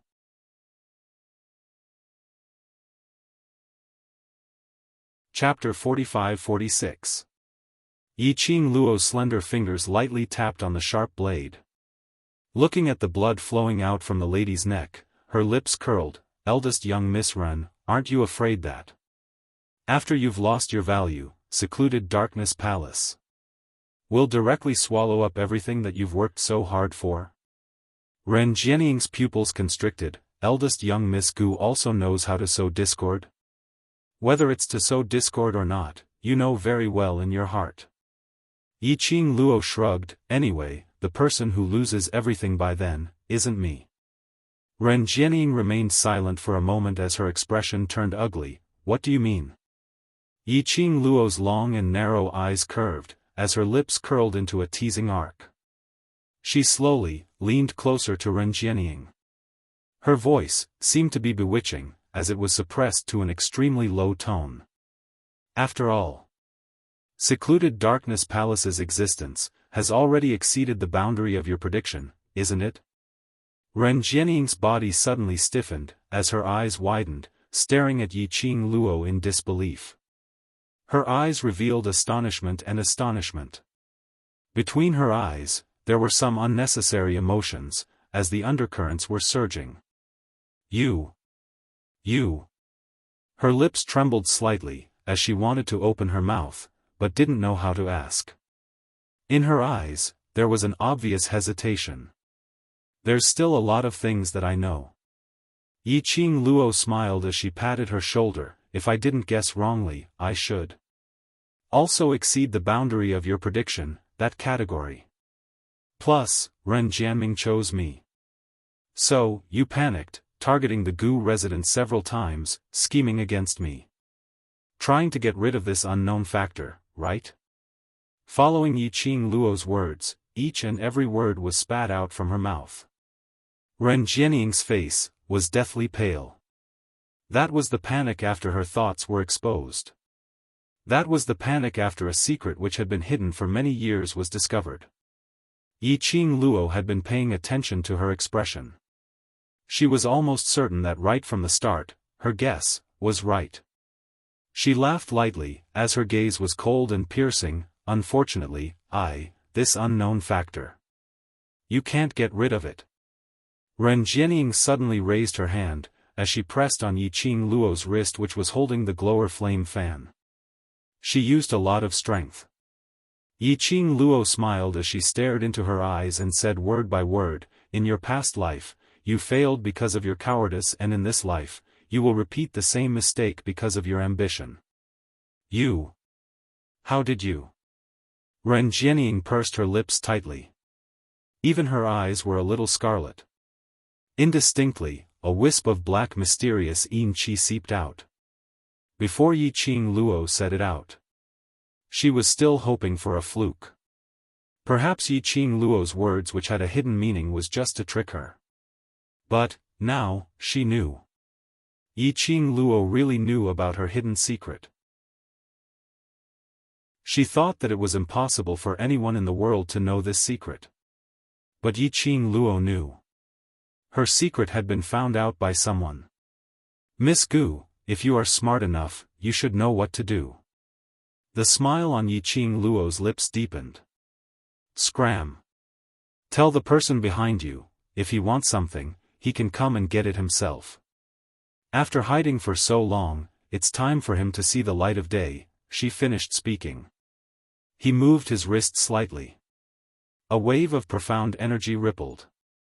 She pushed Ren Jianying away. Ren Jianying staggered as she fell onto the ground. She had not regained her senses as she sat on the ground in a daze. Her eyes were filled with shock as she looked at Yiqing Luo in panic. In her eyes, there were turbulent waves. Chapter 45-47. Yiqing Luo turned around and walked towards Qiao Jin and Huangfu Sheng's direction. She put her hands behind her back and walked slowly.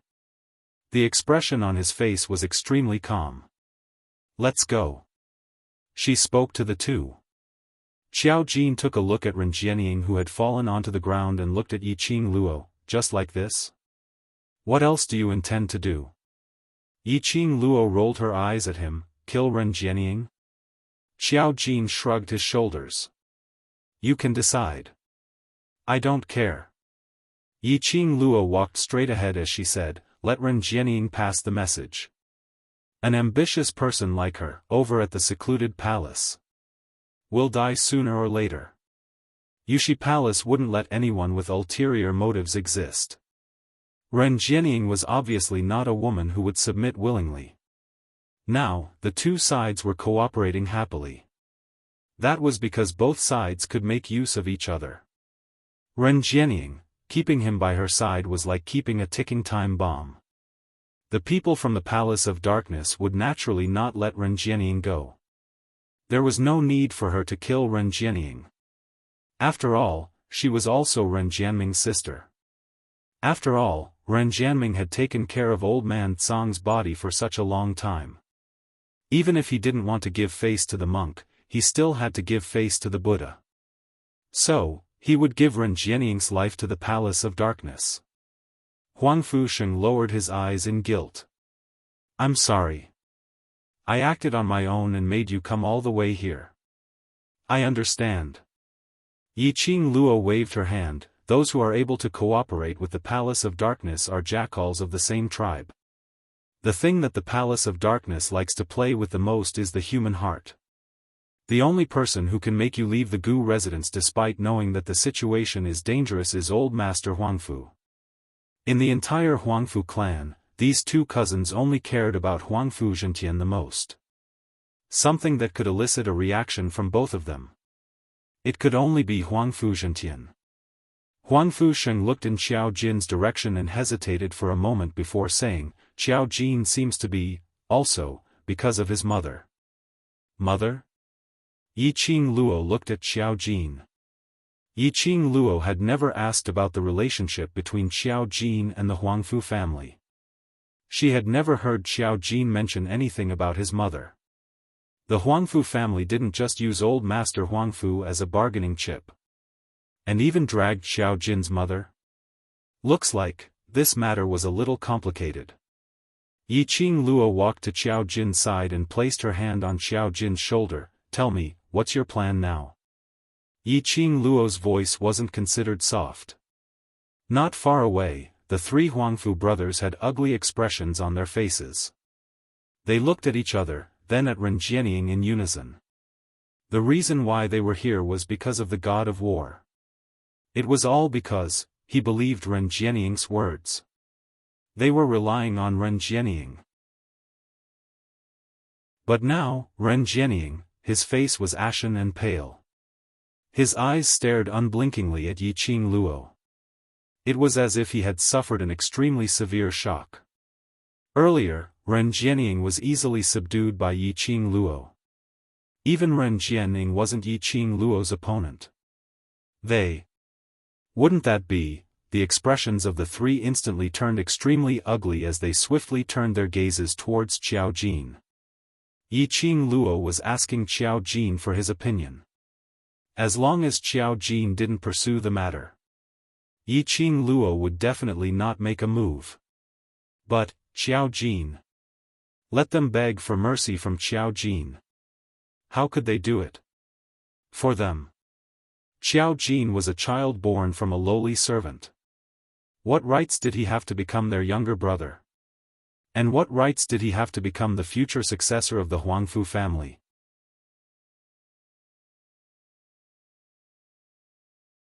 Chapter 45-48. A person whom he totally disdained. Now, he actually wanted them to beg for mercy?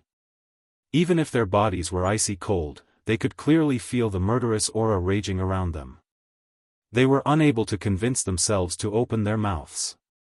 On the other side, Xiao Jin glanced sideways as he looked at the devastatingly beautiful face which was just inches away from him. The young lady's hand was casually placed on his shoulder. The corners of her lips were curled into a teasing arc.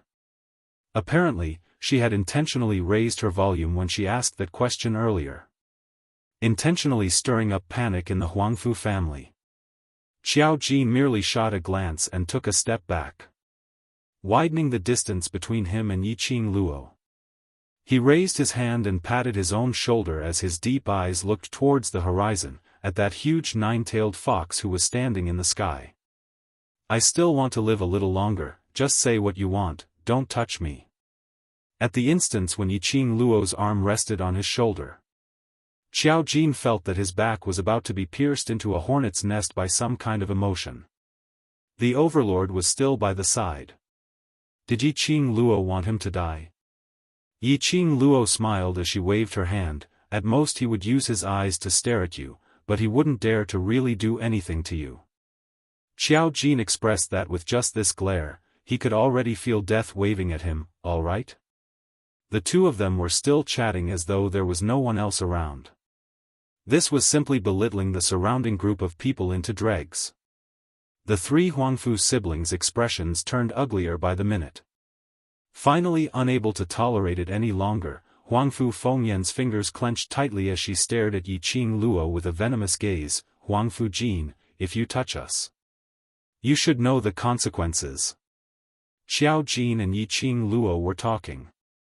Their voices suddenly stopped. Their gazes turned towards Huangfu Fengyan. His ordinary face, under the piercingly cold eyes, actually appeared a bit strange and treacherous. Huangfu Fengyan was so shocked that her face turned pale, but she still forced herself to continue speaking. We can't touch old master, but we can still touch your mother. If you don't persuade Yiqing Luo, if anything happens to us, we will return it to your mother 100 times. You can try. Let's see how long the old man can protect your mother. As Huangfu Fengyan spat out the words one by one, the crowd was stunned. The air around Xiao Jin seemed to have condensed into frost. The emotions in the depths of his eyes were dark. Like a whirlpool, it was as if it wanted to devour everything. This was the first time Yiqing Luo saw Xiao Jin's emotions fluctuating so much. What are you staring at? Huangfu Jin, you are an inauspicious person, you are a bastard. You. Pa. Suddenly, a clear and resounding slap resounded. The sound of the slap was so crisp that it almost echoed throughout the entire space. Huangfu Fengyan, your mouth is so dirty. Do you want me to help you wash it? A woman wearing a blue dress appeared. The woman held a crescent-shaped scythe that shone with black light. Xiao Yi, when Xiao Jin saw the person who had arrived, the icy cold expression on his face instantly dissipated. The people who came were Yan Xiao Yi and Gu Zishi, who had followed behind Yiqing Luo and finally managed to catch up. Yan Xiao Yi strode over to Xiao Jin's side, blocking him behind her. Following that, she stabbed the black scythe into the ground as she sneered at Huang Fengyan. If you dare to scold one more time, I'll cut off your tongue in minutes. That slap made half of Huang Fengyan's ears buzz. The scorching pain made her unable to open her mouth to speak. The moment she moved, it affected her muscles. It was so painful that it tore her heart apart. Chapter 45-49. Xiao Jin wrapped his arms around Yan Xiaoyi's waist. He placed his head on her shoulder. A light laugh came out from his lips. That laughter was filled with obvious joy. The coldness in his body had already faded. The expression on his face had also returned to his usual look. Now he had Xiao Yi. He was no longer alone. The lonely days that he had been through, it would not appear again. Feeling the man's aura, it gradually calmed down. Yan Xiao Yi patted the back of his hand and pacified him. Be good, I'm here. Whoever dares to insult you and your mother, I'll swing my sickle and they will definitely die. She patted Xiao Jin's hand. Then she raised her head and looked towards the direction of the three Huangfu siblings, as one of the four heavenly families. Now that the Ren family has power in the heaven realm, your Huangfu family has to rely on the powerhouses who were once on equal footing to survive. No wonder you're not able to become the next successor of the Huangfu family. This sentence made the three Huangfu siblings' faces turn gloomy. Trying to use Ah Jin's mother to threaten Ah Jin? Go ahead and try. As long as you dare to touch Ah Jin's mother, we will absolutely kill you directly. Yan Xiaoyi's eyes were filled with coldness. You. Huangfu Dongyu clenched his teeth but had no way to refute her words. Xiao Jin's mother was their last bargaining chip. They indeed didn't dare to move. Trying to sow discord? By the side, Ren Jianying, who had regained her composure, opened her mouth slowly. The current her was no longer as flustered as before when her secret was exposed by Yiqing Luo. If one looked closely, they would be able to see a complacent smile on her brows. Complacent? Yiqing Luo's brows rose slightly. She had been paying attention to Ren Jianying's situation. Ren Jianying had been immersed in the fear of her secret being exposed. Her emotions had been unable to calm down. But, at that moment earlier, she seemed to have gained some confidence. Yiqing Luo's brows twitched as she suddenly thought of something and immediately opened her mouth. Go. Just as she finished her words, a voice rang out. All of a sudden, the entire ground caved in. Yiqing Luo's feet were in the air as she swiftly fell downwards. Gravel flew everywhere as the mountains collapsed and the ground cracked. The next moment, her waist tightened. Her body was pulled into a warm embrace. Yiqing Luo hooked her arm around his neck. The man picked her up by the waist, and with a sudden leap, he landed on the ground. Ah Xian. Yiqing Luo's little head popped out from his arms. Where is this place?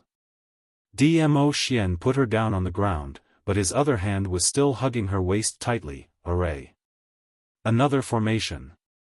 Yiqing Luo surveyed the surroundings. Earlier when I saw Ren Jianying's sudden confident look, I already guessed it.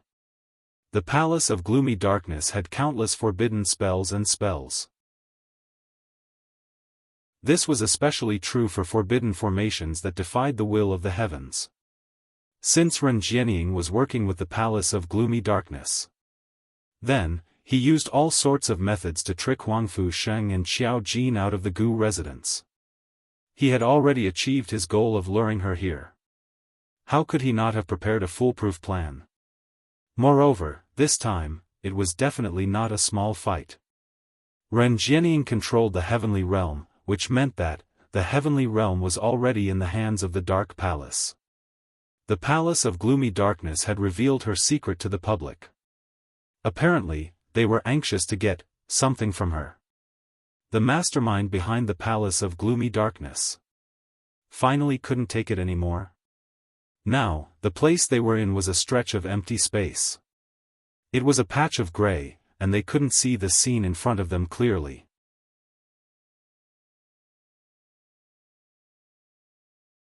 Chapter 45-50. Is this an illusion? Yiqing Luo couldn't see the surroundings clearly, so she retracted her vision and raised her head to look at Dmo Xian. If this is an illusion, then are you real or fake? Dmo Xian's wrist, which was locked on her waist, suddenly tightened. He pressed her petite body firmly into his arms. Following that, he lowered his head and placed it on her shoulder. His thin lips were very close to her earlobe. His warm breath splashed onto the young lady's skin. Lil Luo, isn't always able to easily differentiate whether I'm real or fake. So now Lil Luo, tell me, am I real or fake? The man's low and hoarse voice was very magnetic and alluring. As he spoke, he gave out a low and light laugh. Yiqing Luo's petite body trembled slightly. There was a scorching feeling on the skin on her neck. She rolled her eyes at the man as she raised her hand to block the man's mouth, which was on her neck, and pushed his head away. Fake, fake. My Ah Xian is not this kind of beast who can be aroused anytime and anywhere. She still didn't know what kind of array this was. He was just messing around there. What if this illusion was something? The outside world could see it clearly. Wouldn't it be too embarrassing? Looks like Lil Luo still doesn't understand me well enough. Dmo Xian's thin lips rose slightly as his face was handsome and elegant. His hand slid upwards and held onto Yiqing Luo's little hand, which was nudging his head, when facing Lil Luo. I'm a beast. Yiqing Luo. She admitted defeat. She slapped away Dmo Xian's messing around hand. Yiqing Luo walked forward, and as she walked, she looked around. Stop fooling around, let's find out what this place is first. Everyone should be scattered in different parts of the array, so we have to find everyone first to ascertain everyone's safety. Dmo Xian's hands hugged Yiqing Luo's slender waist tightly from behind. Following that, he placed his head on her slender back. He sighed softly, I feel that I haven't been alone with you for a long time, I'm really not happy. Yiqing Luo halted her footsteps as she held onto the man's large palm and turned around. She raised her head, and her glistening eyes met Dmo Xian's eyes. Recently, there are indeed a lot of things. She knew what Dmo Xian was worried about. Ever since they arrived in the Earth domain, she had always been separated from Dmo Xian. It wasn't easy for them to meet. Then, they immediately separated due to other matters. Dmo Xian missed him. How could she not miss him as well? Yiqing Luo's arms encircled the man's waist and her voice softened, everything will be settled soon, from now on. We will be together every day and never be separated again. Yiqing Luo buried her head in the man's arms. She did not notice that Dmo Xian's lips had slightly curled upwards because of her gentle words. Also, his pair of peach blossom eyes that were like a pool of spring water seemed to be faintly discernible as he glanced at a certain place in the sky. It seemed to be a provocation. It also seemed to be a warning. Then, his thin lips curled up again. He buried his head in the young girl's neck. I feel that this time is still very far away. How will Lil Luo comfort my lonely heart? It was rare to see her man acting coquettishly. Yiqing Luo's brows were overflowing with tenderness. She laughed softly. Her hands cupped the man's face as she slowly placed her pink lips on his and planted a kiss on his lips. All right, I'll make it up to you after we return, be good. Dmo Xian's large palm locked onto Yiqing Luo as he deepened the kiss. His peach blossom eyes were filled with smiles. End of this chapter. Chapter 45-51. Looking at the man's complacent look, Yiqing Luo's expression turned even more gentle and tender. This man was addicted to acting coquettishly. Yiqing Luo pinched his face, all right, let's go find out how to leave this godforsaken place. This time, Dmo Xian didn't pull her along to display his affection.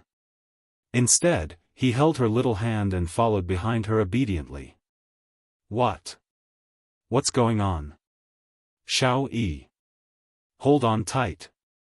Zishi, don't move. The earth quaked and the mountains shook as the ground kept on collapsing. Yan Xiao Yi and the rest frantically found a safe place as they stabilized themselves. About the time it took for an incense stick to burn. Only then did the shaking of the earth and mountains slowly stop. Qiao Jin held the dagger which was stabbed into the stone wall while the other hand held onto Yan Xiao Yi. The both of them were hanging on the edge of the cliff. Below them, because of the collapse earlier, had turned into a bottomless abyss. And on the other side of the cliff, Gu Zishi and Huangfu Sheng were hugging each other tightly. The place where the both of them were standing had cracked stone walls, as though a slight movement would cause them to fall. The surroundings had turned into a pile of ruins because of the earlier tremors. The place where the four of them were at was extremely dangerous. There was a possibility that a slight movement would cause the next wave of collapse. Then it would cause the next wave of collapse. Yan Xiao Yi maintained the calmness of her breathing as her eyes surveyed the surroundings. Finally, her gaze landed on a group of people on another mountain not too far away. Huangfu family and Ren Jianying. Ren Jianying stood right at the front as her face was filled with an unconcealable cold smirk. Yan Xiao Yi silently cursed him for being sinister.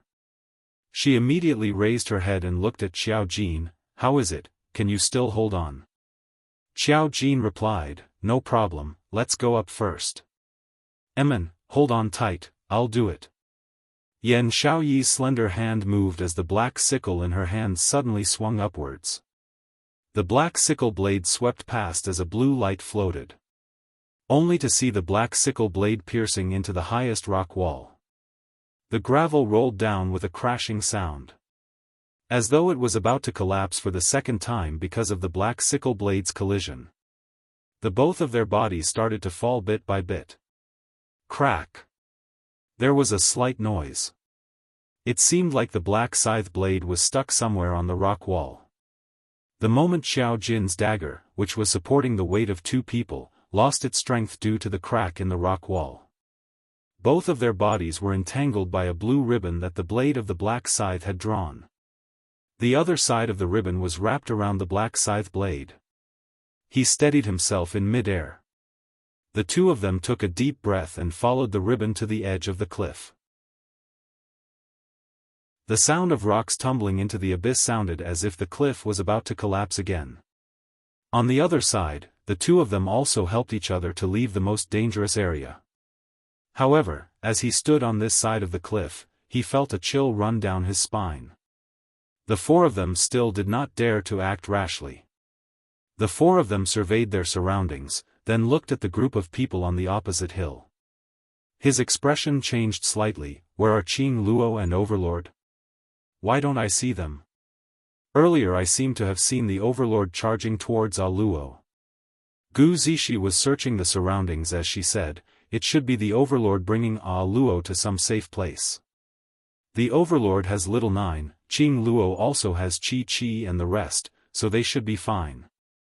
The few of them looked at the mountain top in front and immediately leapt up, heading towards the direction of Ren Jianying and the rest. Ren Jianying and the rest's faces were filled with complacency. They still want to look for Yi Qing Luo. They probably don't know that Yi Qing Luo has already been sent to another space by our palace lord. Huangfu Fengyan laughed complacently. Add bookmark for easier reading.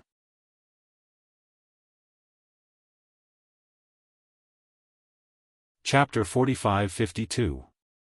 Without Yi Qing Luo around, can they still survive? Huangfu Dongyu's lips curled into a sinister sneer. Huangfu Fengyan sneered, "Of course not.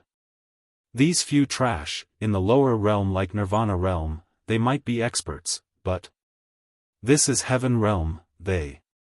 Who do they think they are? We can finally kill those two eyesores, it's so satisfying." Huangfu Dongyu and Huangfu Fengyan exchanged glances as they smiled. "Don't be happy too early." Huangfu Qifei's gentle face turned gloomy as he said calmly, "Haven't you noticed, the Overlord has disappeared too?" After Huangfu Qifei's reminder, the two of them then reacted. Yi Qing Luo wasn't the only one who disappeared in the quake. There was also the Overlord. Huangfu Fengyan's complacent smile froze on her face. She clenched her fists tightly as she gritted her teeth in anger. That woman. What's so good about that woman? The Overlord is actually so protective of her. With the Overlord following her, even if it's that array, there's no way to kill that woman. That's right. Who said we're going to kill her? Ren Jianying sneered as she raised her chin, her half-squinted beautiful eyes flashed past a trace of ruthlessness. Even if the Overlord entered the array, as long as the Palace Lord isn't willing to let them out, there's no way they can leave that space. As she said that, she smiled as she looked towards a certain direction behind the crowd. There, sat a tall figure dressed in a black robe, entirely shrouded in darkness. He held a bronze mirror in his hands. Both eyes were staring at the bronze mirror without blinking. Wisps of black aura constantly lingered around his body, rolling and surging. When Ren Jianying looked at that person, a pair of beautiful eyes revealed a faintly discernible charm. Her lips curled into a smile, her condition was excellent, perfect. It made her exquisite and beautiful face look even more beautiful and dazzling. Anyone could see that.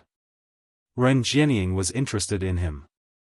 However, the man who was stared at by such a beautiful lady with an inviting gaze full of tender feelings, didn't even raise his head, as his gaze was fixed on the bronze mirror. As if he had seen something. Under the black robe, the pair of sinister black eyes were instantly covered with frost. The cold air around his body also dispersed at this moment. Suddenly, he slammed the bronze mirror into the ground. His aura also followed suit and became filled with killing intent. For a moment, the atmosphere became extremely oppressive and strange. The three Huangfu siblings didn't dare to speak again. Ren Jianying hid the seductive look in her eyes and glanced at him and the bronze mirror that was pressed on the ground. If her memory served her right, the copper mirror in his hand was used to see what was happening inside the spell formation. Which meant that he could directly see everything that Yiqing Luo and Dmo Xian had experienced after they entered the array. After the palace master of Gloomy Palace sent him into the formation and into another space, he held the bronze mirror and looked at the situation inside the formation. How could it suddenly? Why is he so angry? Did he see something in the bronze mirror? Why do I feel like this palace lord of secluded darkness palace was extremely concerned about that young lady called Yiqing Luo? At the thought of this, a trace of unwillingness flashed across Ren Jianying's eyes. She was interested in the palace lord of secluded darkness palace. Because she felt that in this world, only someone like the palace lord of secluded darkness palace, someone with status and identity, was worthy of her. She was merely working together with the palace lord of secluded darkness palace, tasting some benefits from the palace lord.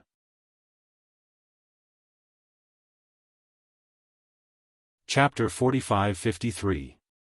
If she could be with the palace master of secluded darkness palace, she became the mistress of the palace of abyss.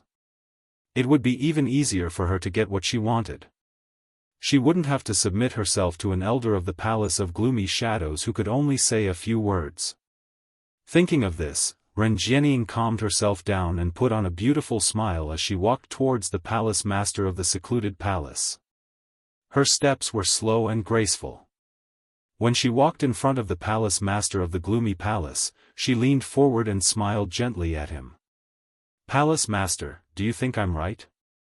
When Ren Jianying leaned forward, her shiny black hair cascaded down. The fragrance of a woman seeped into the nose of the palace master of gloomy palace. There were even a few strands that landed on the back of the man's hand. The palace master of the netherworld palace frowned and looked up. Under the black robe, his pitch-black eyes stared coldly at Ren Jianying. The emotions in his eyes were extremely calm. There was not the slightest fluctuation. "Get out of my way," he said, his voice cold and authoritative. Ren Jianying's smile froze on her face. But very quickly, his smile returned, and he slowly straightened his body, putting some distance between them. She then asked with a smile, "Palace master, do you think I'm right?" The eyes of the palace master of the netherworld palace were indifferent as he asked word by word, "What did you say?" Ren Jianying, his face contorted in embarrassment. She tried her best to please him. He didn't even notice her. Ren Jianying took a deep breath as she maintained her smile. "I've told Huang Fu and the other young masters and young miss that as long as Palace Lord refuses to release them, Yiqing Luo and the Overlord will not be able to escape from that array, right?" She paused and then continued, "Palace Master, your formation is the best in the world. Even venerable sovereigns are no match for you." The eyes of the Palace Master of the Netherworld Palace dimmed. He hung his head again. He shifted his gaze away from Ren Jianying and stared unblinkingly at the bronze mirror on the ground. His aura became much colder. Ren Jianying was very sensitive to other people's emotions. Naturally, he felt the flames on the body of the palace head getting colder and colder. She hurriedly changed the topic. "Palace Lord will definitely be able to achieve your wish, but those two from Huangfu family are here and they seem to have sensed that Yiqing Luo's disappearance is related to us. I wonder how Palace Lord is going to deal with those 4 people." My wish has been fulfilled. The voice of the palace master of Netherworld Palace was a little low. He gently placed his hand on the back of the bronze mirror. His tone was filled with disappointment. He was afraid that he would never be able to fulfill his wish in this lifetime. He suppressed the unnecessary emotions that he shouldn't have and followed Ren Jianying's words to look forward. On the other side, Yan Xiaoyi and the other three had already landed on the mountain that they were on. Yan Xiaoyi wielded the black scythe and charged over aggressively. It was as if they were going to fight. The pupils of the palace master of the Netherworld Palace constricted. How to deal with them? They were the people whom Yi Qing Luo valued the most. If they were hurt, Yi Qing Luo would be upset. Especially when the people who hurt them were his men. Those two young masters from the Huangfu family, Palace Lord had previously promised to hand them over to the Huangfu family to deal with. Those three are now waiting for Palace Lord's opinion. Ren Jianying sensed the hesitation in the palace master of the Netherworld Palace. She smiled and reminded gently, "Listen to Palace Lord's words." The palace master of the Netherworld Palace's eyes wavered even more.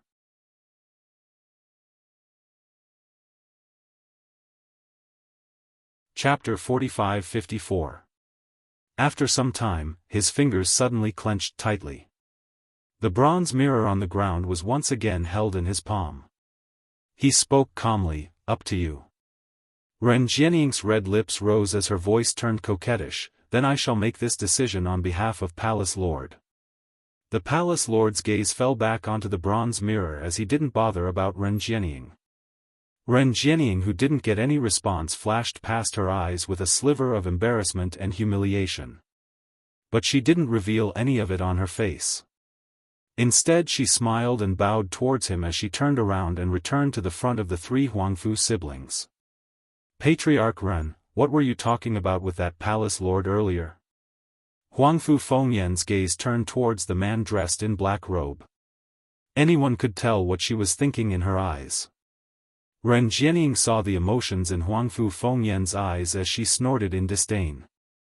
But the smile on her lips was very shallow, nothing much, just asking Palace Lord how he intends to deal with those four people.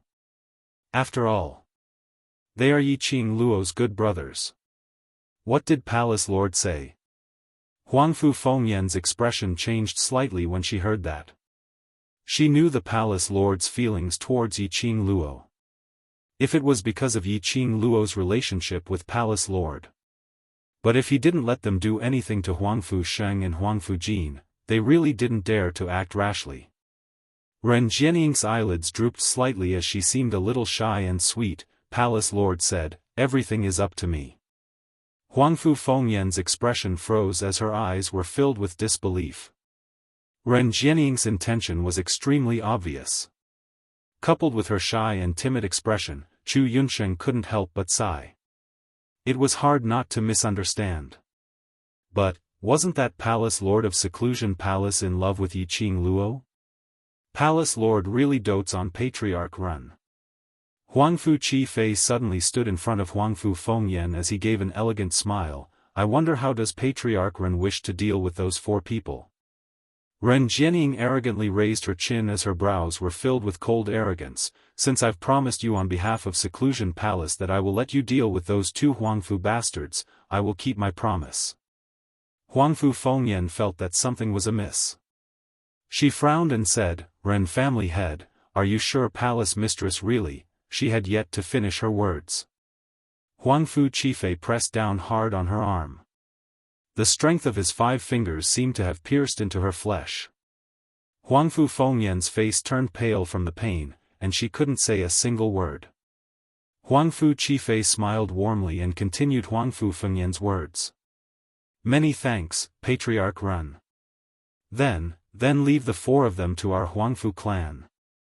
Ren Jianying's ice-cold gaze swept past Huangfu Qifei and landed on Huangfu Fengyan.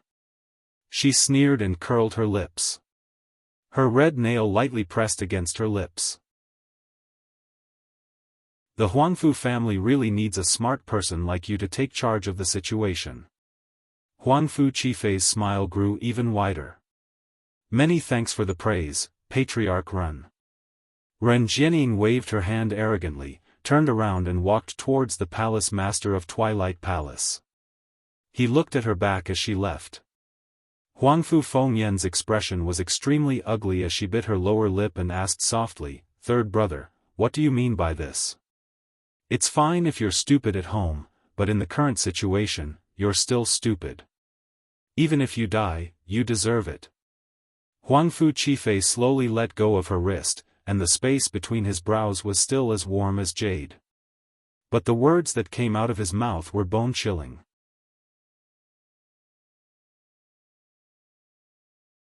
Chapter 45-55.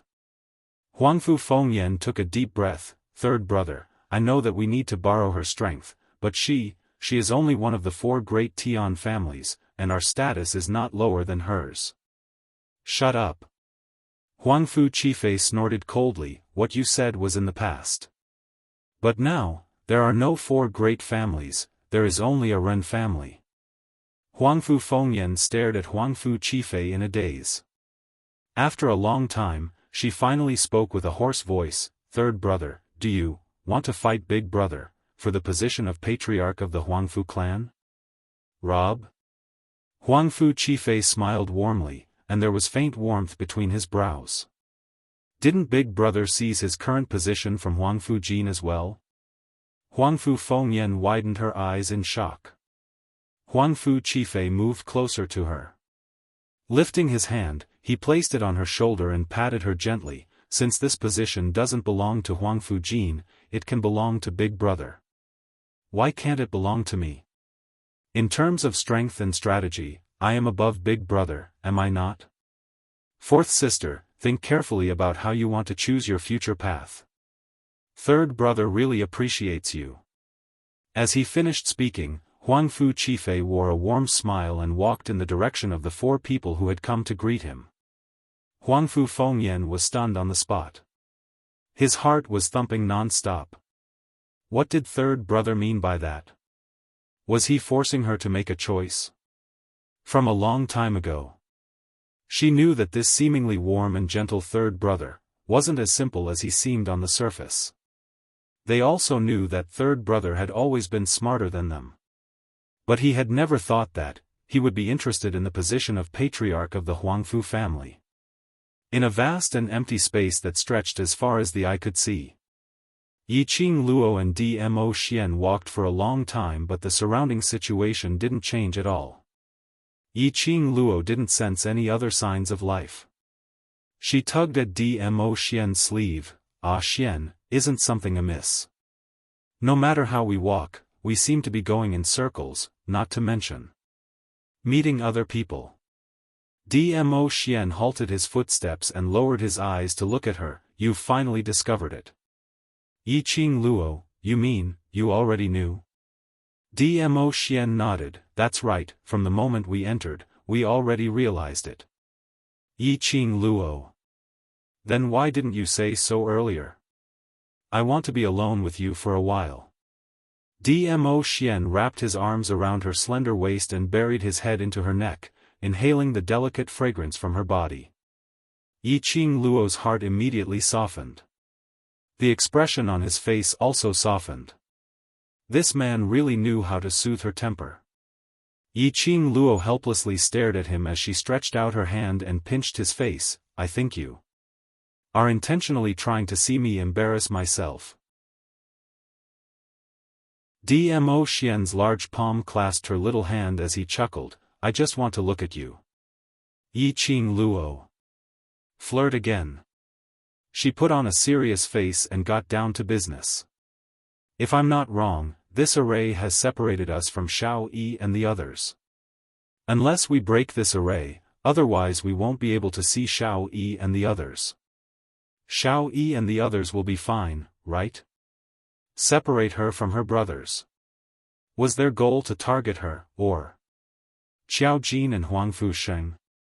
Those 3 Huangfu family siblings all had strong ambitions. Towards Qiao Jin's existence, they were fearful. Towards Huangfu Sheng's existence, they were jealous and indignant. If they were given a chance, they would definitely not let Xiao Jin and Huangfu Sheng off. End of this chapter.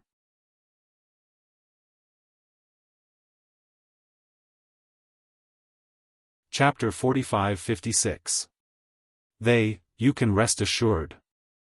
Dmo Xian raised his hand and smoothed out Yiqing Luo's creased brows. Don't belittle those brothers of yours. Yiqing Luo smiled as she pursed her lips. I've never belittled them, but the opponents aren't ordinary people. This was the Heaven Realm. They were the Huangfu clan and the Gloomy Palace. That Gloomy Palace had been jumping up and down for such a long time. It wasn't just her that couldn't handle it. Even the Emperor Palace had not been able to find out who the mastermind was until now. It was enough to show that the power behind the Dark Abyss Palace was far beyond her imagination. Don't forget, Xiao Jin is the acknowledged successor of the Huangfu clan. Dmo Xian pinched her nose. With the Huangfu family's golden pupils, his strength is not necessarily below yours. Yiqing Luo was slightly shocked. Dmo Xian rarely praised someone. To be praised by Dmo Xian, it meant that the other party was really strong. Who would have thought that Xiao Jin, as the successor of the Huangfu clan, would actually possess such formidable strength? He even pretended to be a pig to eat a tiger. If he had known earlier, he would have left most of the matters to Xiao Jin to settle. Hearing what Dmo Xian said, Yiqing Luo's heart finally heaved a sigh of relief. She clasped her hands together. The most important thing now is to find the eye of the formation, break out of it, and rush to their side as soon as possible. Pausing, she used a suspicious gaze to size Dmo Xian up and down. Don't tell me you know the method to break the array but refuse to tell me? In all honesty, I really don't know. Dmo Xian put on an innocent face and shook his head sincerely. Yiqing Luo stared at him suspiciously for quite a while. Scheme didn't find anything. She almost lost herself in his charms. Yiqing Luo retracted her gaze and pressed her hand on his elegant face. I'll trust you one more time, let's go look for the array eye. Dmo Xian laughed lowly. A warm breath sprayed onto her palm. They were like feathers, tickling her heart. Yiqing Luo moved her hand away and pressed her palm on his chest, rubbing it hard. She rubbed the itch in her palm onto his body. She glared at the man, warning him not to tease her again. Then, he turned his gaze to the surroundings. The Palace of Gloomy Shadows had specially separated her from Yan Xiaoyi and the rest. There must be a reason. He wanted to trap her in the formation. Or was he trying to achieve something through this formation? Upon closer inspection, in this empty space, the surroundings seemed illusory, but vaguely, there were strands of black aura lingering around. But the black gas, as it approached the two of them.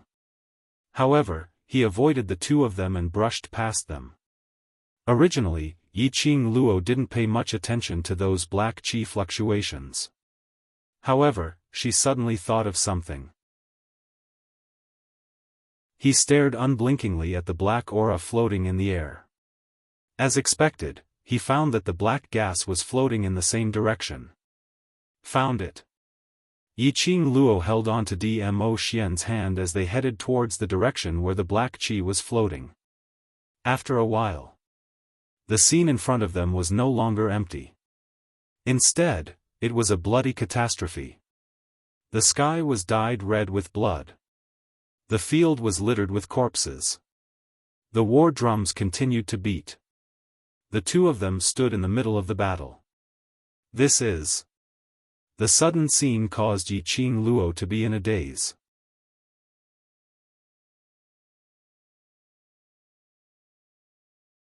Chapter 45-57. But, their position wasn't very good. There were people in all directions. Blood splattered. The corpses fell. Only by flying up into the sky could they avoid being accidentally injured by the soldiers. But what made Yiqing Luo astonished was they didn't evade. Whereas the weapons in the soldiers' hands, directly pierced through their bodies, slashing towards the soldiers at the side. Yiqing Luo's evading action stopped just like that. She tried to stretch out her hand towards those soldiers. After waving it for a while. Indeed, it didn't affect the soldiers at all. The battle was still ongoing. The both of them seemed like a transparent existence. No one could see them. This should be a mirage. Dmo Xian held her little hand tightly. Follow me closely, be careful. Yiqing Luo nodded. A sudden scene of the battlefield. Who knew what tricks were they playing? But don't you feel that this battle looks like a battle between cultivators? Yiqing Luo felt a little strange. The sky above the battlefield rippled with layers of profound waves. The soldiers were using their profound energy, attacking each other. The corpses were in an extremely horrifying state. Dmo Xian looked at the huge battlefield in front of him, as he nodded slightly. This should be a battle between cultivators, and I don't know if it's an illusion, but I feel that this scene is exceptionally familiar. Familiar? Yiqing Luo's brows creased slightly, as her gaze swiftly swept across the surroundings. This battle actually made Xian feel familiar? Could it be that he had participated in this battle before? This way, let's go. Dmo Xian pulled her, as he headed towards the battlefield. His footsteps were a little messy. The hand which held Yiqing Luo's hand slightly increased the strength. Yiqing Luo pursed her pink lips, as she looked at the man's back view. Her fingers also tightened, as she held his hand, as she quietly followed behind him. Just at this moment. Suddenly on the battlefield, a violent gale arose, lightning flashed and thunder roared. The darkness corroded, as though it was going to swallow the entire battlefield. While the soldiers were panicking. Another burst of fiery profound wave, as it spread in all directions. That dazzling red glow.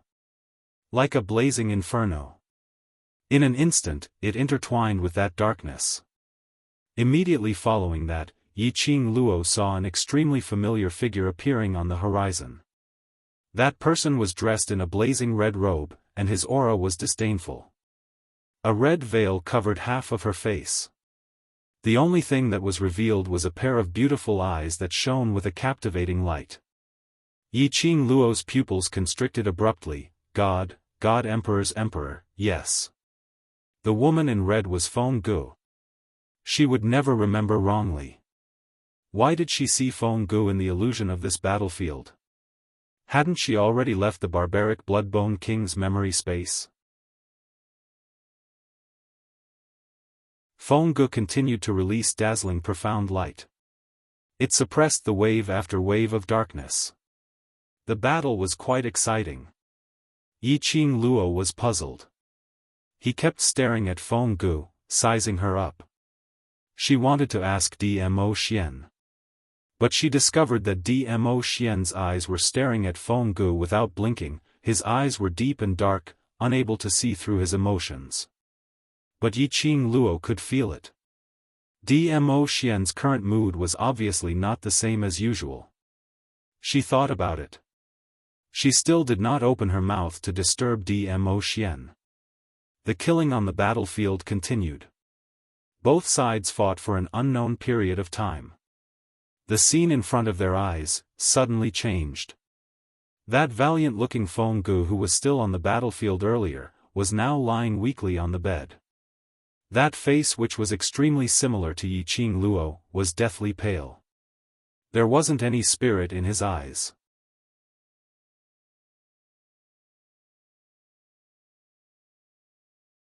Chapter 45-58. Yiqing Luo's heart felt as though it was pricked by a needle, with some faint stabbing pain. Her breathing quickened as she stared unblinkingly at the deathly pale face. Her throat felt as though it was being choked by something. That little hand which was grabbing onto Dmo Xian unknowingly increased its strength. The sovereign of the Divine Emperor, how could he become so weak? I've roughly guessed the reason why the Nether Palace used this array to trap you. Dmo Xian stretched out his long arm and pulled the young lady into his embrace. The palace master of the secluded Darkness Palace didn't get any information he wanted when he entered the barbaric Blood-Bone King's memories. But you, in that memory, can see memories that they can't see. So, they want to use this memory to dig out what you know about that period of time in the past and get the clues they want.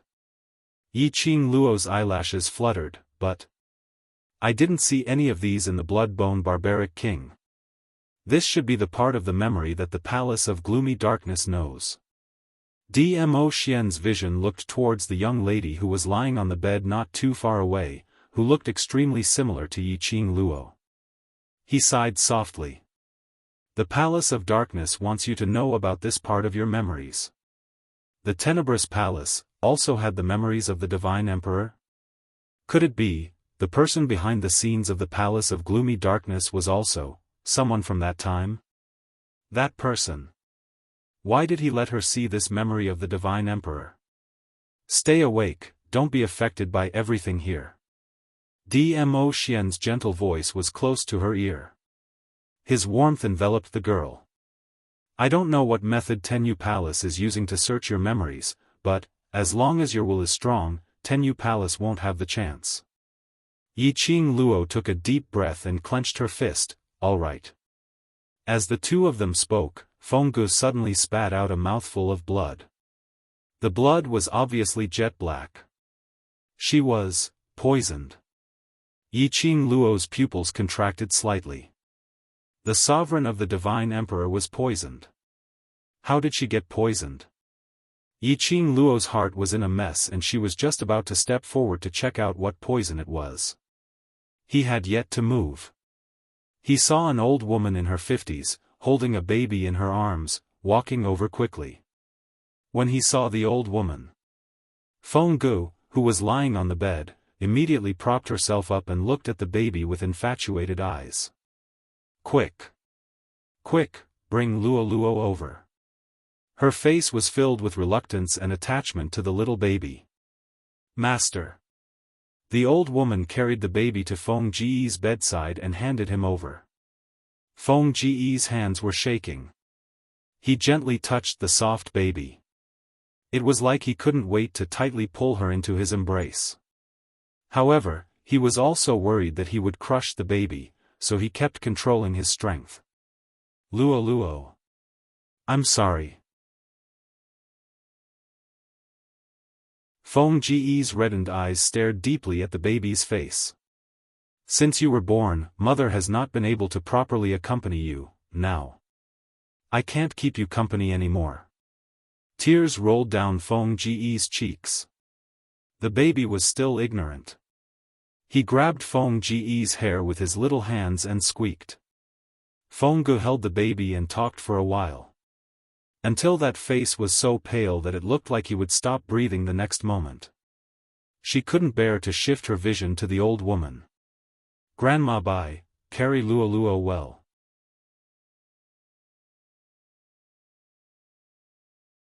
Chapter 45-59. The old lady carried the baby carefully as she looked at Fenggu with heartache. God Emperor, Qing Luo is right here, this old servant will take good care of her. Take a rest first and when your body is better, you will be able to accompany Qing Luo. Feng Ji's gaze returned to the baby's face. Her eyes were burning as she stared greedily. As if she wanted to remember the baby's face in her heart. That kind of tenderness. That kind of reluctance. There's no time. Her voice was very hoarse, as if something was strangling her. Grandma Bai, you know. I don't have time. The old lady's eyes turned red. No, God Emperor. You will be fine. She placed the baby in her arms in front of Fenggu and said in a choked and anxious voice, God Emperor, look here, this is your child. Don't tell me you can bear to leave her alone. Feng Ji's lips twitched. As if she wanted to laugh. But she couldn't muster up any strength. Can't bear to, how could I bear to? Her voice was so soft that it was mixed with the wind, making it sound unreal. But It's too late, there's no time. Feng Gu closed her eyes in pain. The tears overflowed from the corners of her eyes and slid down her cheeks. The old lady was almost choking with sobs. Feng Gu adjusted her breathing and let the old lady carry the baby, facing her face. She took a deep breath and closed her eyes again. Suddenly, her 5 fingers moved. Pierced into her heart. Blood, blended with her blazing robe. The air seemed to be filled with a thick smell of blood. The old lady cried out involuntarily, "God Emperor, what are you doing?" The old lady panicked and wanted to put down the baby to stop Feng Ji's self-harm. But before she could move, Feng Ji's painful voice stopped her, "Grandma Bai, don't move." The moment she spoke, her breathing became messy. It affected the wound on her chest and the pain was twitching. That originally pale face, at this moment, looked even paler. There was no trace of blood on it. This was not only the old lady choking with sobs. Even Yiqing Luo who was standing by the side couldn't stop her tears from flowing down along the corners of her eyes. Yiqing Luo was totally unable to control her own emotions. His heart ached to the extreme. Dmo Xian gently patted her back as his gentle lips kissed her hair, his actions soothing her gently. Finally, Feng Ji's hand slowly stretched out. On her palm. There was a sparkling paste with blood on it. It was shaped like a heart. It shone with the flowing light of profound waves. When the old woman saw the thing in Feng Ji's palm, her face immediately turned pale. "Divine Emperor, what are you doing? This is your profound heart jade. In this world, there are only 2 divine phoenix profound heart jades." Feng Ji's voice was barely audible. It was hard for him to even make a sound. "One is in Qing Luo's body and the other is mine. By Mama, I'm very clear about my own situation. I can't continue to accompany her. This is the only thing I can do, and also, something I must do." Feng Ji's voice was getting weaker and weaker. Even the sound of his breath was a little erratic. She flipped her palm. That blood-stained profound jade heart was surrounded by a profound wave. Endless profound waves, lingering around. Tightly, quickly, and orderly, they rushed into the baby's body. The dazzling profound light filled the entire room.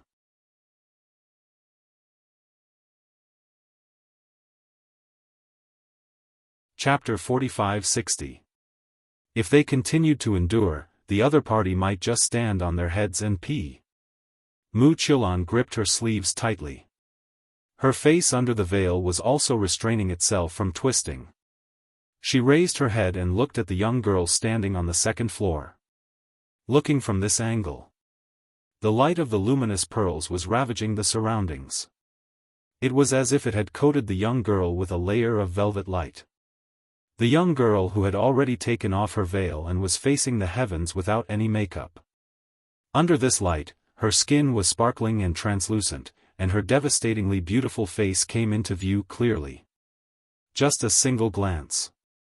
Even though she was a woman and was jealous of her, she still couldn't stop her heart from skipping a beat. Mu Qilan's 5 fingers suddenly tightened. The face under the veil suddenly turned deathly pale. "Imperial Madam, since the Overlord has personally acknowledged you, you shouldn't rely on the Overlord's trust in you to be so unscrupulous." Mu Qilan criticized her word by word. "Since I've come to the auction, I'm a guest of the auction.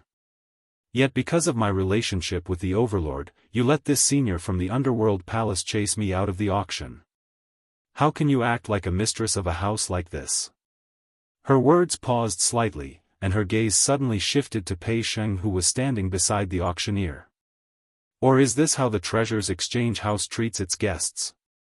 Basically, everyone who came to the auction knew how important the Treasures Exchange House was to Pei Sheng.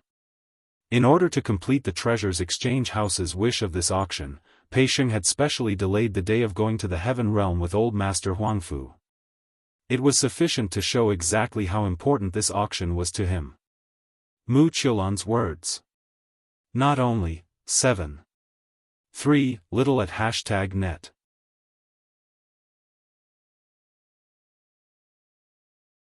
Chapter 45-61.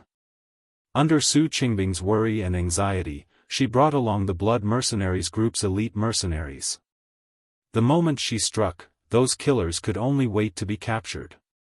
Yiqing Luo and Su Qingbing walked to the backyard. Bo Songyi was supporting Gu Zixi as they walked over. Group leader, Zixi is injured.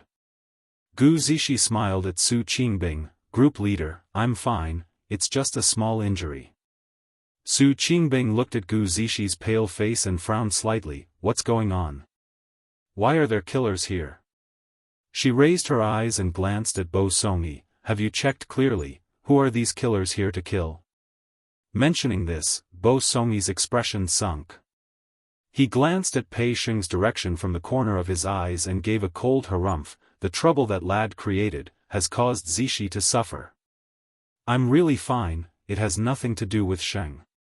Gu Zixi heard Bo Songyi's tone and immediately opened her mouth to explain. Bo Songyi couldn't help but sneer. He can't even protect you, what kind of man is he? Gu Zixi bit her lower lip as a sliver of anger surfaced on her face. Bo Songyi. You. Before she could finish her words, she was interrupted by Su Qingbing. Sheng? Not calling me brother anymore? Su Qingbing opened her mouth. It indeed suppressed the accusation that Gu Zixi was about to say. Gu Zixi's face blushed slightly as she slowly lowered her eyelids, looking a little shy. Not brother anymore. TSK. Su Qingbing's lips curled as her elegant face broke out into a smile. Then congratulations, the clouds have dispersed to see the moon. Gu Zixi's face turned even redder. The two of them spoke one after another. Bo Songyi was completely stunned by the amount of information that was revealed. He looked at Gu Zixi in astonishment as his voice trembled slightly. You and that lad. Emin, Gu Zixi smiled as she nodded. The radiance in Bo Songyi's eyes dimmed. But he pretended not to mind as he said, congratulations. Coincidentally, Pei Sheng, with the help of the mercenaries, had restrained all the killers and was anxiously looking for Gu Zixi. When he saw Gu Zixi, he quickly walked over. He stretched out his long arm and pulled Gu Zixi away from Bo Songyi's side into his embrace. He placed his large palm on Gu Zixi's face and gently caressed it. Are you all right? He asked gently. Gu Zixi leaned against his chest, and her pretty face was slightly flushed. I'm fine. When their eyes met, Yi Shiwen's expression changed. It was as if there was no room for anyone else. Bo Songyi looked at his empty wrist, then raised his head and looked at Gu Zixi, who was obviously happy and sweet. His hand, which was suspended in mid-air, clenched into a fist. Su Qingbing walked over and gently patted his shoulder. Then, he walked past Bo Songyi and walked into the courtyard. This melodramatic relationship drama made Yiqing Luo smacked her lips non-stop. However, she did not intend to intervene in this melodramatic scene. She glanced at the two of them, and after confirming that they only had some superficial injuries, she followed Su Qingbing into the courtyard. When he passed by Pei Sheng, she took out a medicine bottle and stuffed it into his hand. When he passed by Pei Sheng, she took out a medicine bottle and stuffed it into his hand. In the courtyard, the mercenaries stood by the side. The killers knelt on the ground, and one by one, their masks were torn off, revealing their faces.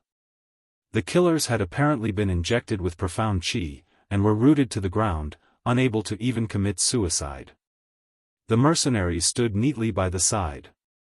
The killers were pressed onto the ground in a sorry state. This stark contrast. TSK, to let Blood Red's elite mercenaries come over to wrap things up. This was really a waste of God's resources.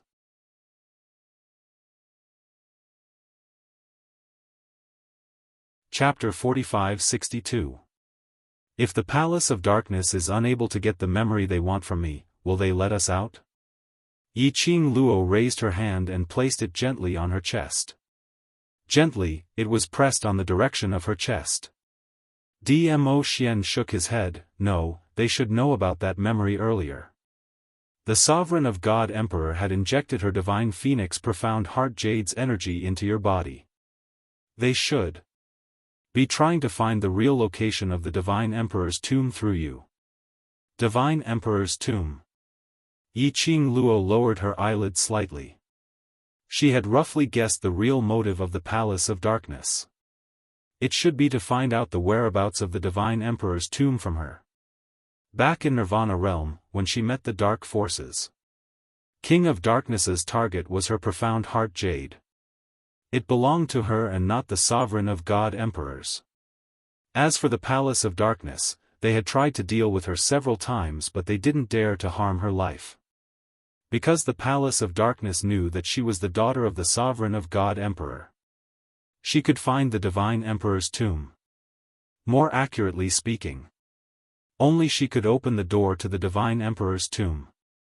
The Palace of Darkness's real motive was the Divine Emperor's tomb.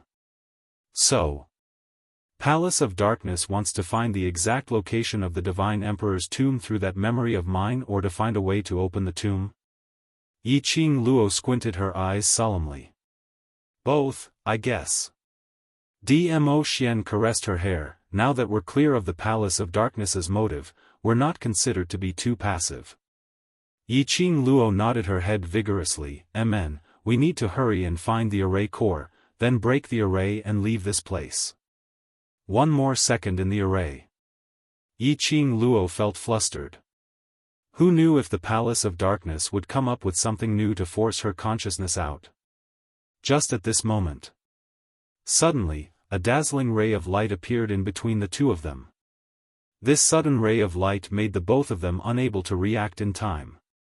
The next moment, the both of them felt a blinding ray of light in front of them. Subconsciously, they shut their eyes. The ray of light quickly enveloped the both of them. Then, the light gradually dissipated. Yiqing Luo then slowly opened her eyes.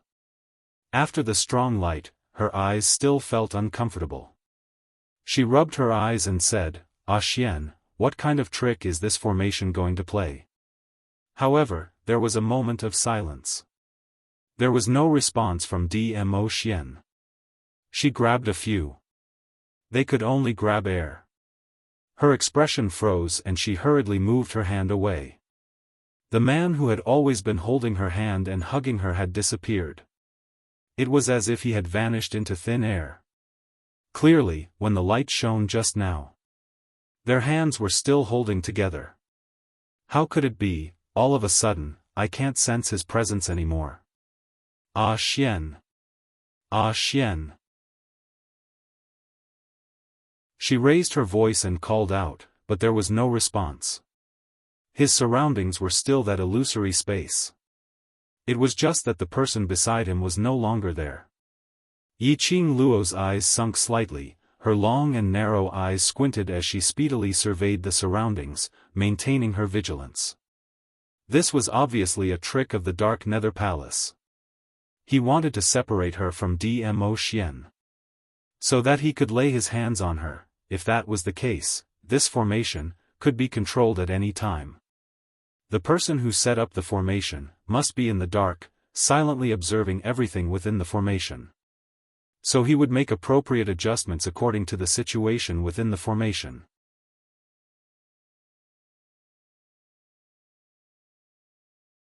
Chapter 45-63. Which meant she could use this array to find the person who set it up.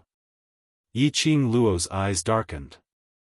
In the empty space, there was a vast expanse of whiteness that stretched as far as the eye could see. She simply sat on the ground. No matter which way she walked, it was the same environment in front. She wanted to see how well the Palace of Darkness could keep their composure. After Yiqing Luo sat down, she looked lazy, but in actual fact she was releasing her senses to sense all the changes in the surroundings. She secretly used her mental energy to try to contact the pet space or the Azure Dew bracelet. But no matter if it was the pet space or the Azure Dew bracelet, there was no response. This array also cut off the connection between her and the pet space as well as the Azure Dew bracelet. The Palace of Darkness was planning to make her isolated and helpless, so that they could penetrate her mental defense. Yi Qing Luo didn't move. The surrounding nothingness was also silent. The entire space seemed to be completely silent. Not a single sound could be heard. Not knowing how long had passed, Yi Qing Luo's heart was as calm as a pool of stagnant water, without any ripples. The Palace of Darkness couldn't find any opportunity to attack her consciousness. Suddenly, she felt a burning pain in her chest. As if a ball of fire was burning in her chest. Yi Qing Luo's breath stopped as her fingers pressed against her chest. That was the profound jade heart. It was agitated. Yi Qing Luo concentrated slightly as she tried to calm her emotions. The Palace of Darkness couldn't hold it in any longer. As long as the Palace of Darkness was anxious, she would be able to find the key to break this array. The burning and scorching heat in her chest was like a ball of fire, trying to break out from her body. This agitated feeling, it belonged to the Emperor of God's profound jade heart. As if it was about to leave her body. Your profound jade heart is the key to open the Emperor of God's tomb. In a trance, there seemed to be someone talking to her. The voice was very soft and the surroundings were very noisy. She couldn't hear it clearly. You are the key. Quick, use your key to open that door. As long as you open that door, you will obtain the supreme glory. The illusory voice was still ringing in his ears. When Yi Qing Luo heard that, she only felt the scorching feeling in her chest, as it started to surge. It was as if something was being torn apart. The ethereal and noisy voices in her ears kept vibrating in her brain. Yi Qing Luo only felt that there was something throbbing in her forehead. Her breathing quickened. He pressed hard on his chest. The secluded darkness palace was too sinister, he knew he could not shake her heart. To actually use hypnosis, to bewitch her. Yi Qing Luo shut her eyes tightly. He calmed himself down and calmed himself down. He tried hard to ignore the explosion in his head. However, the burning sensation in his chest was like a ball of raging fire. Tell me the location of the Divine Emperor's tomb, and I'll take you with me, to ascend the throne. The pinnacle of humans. The noise was still ringing in his ears. Vaguely, she seemed to feel a large palm slowly reaching towards her. That was a hand that was totally different from Dmo Xian's. It gave her a warm feeling. Filled with hope. She didn't know why, but from this hand, she could see warmth and hope. But in her mind, there was a voice that kept repeating this. The young lady's eyes gradually became misty. Towards that hand, slowly. She stretched out her hand.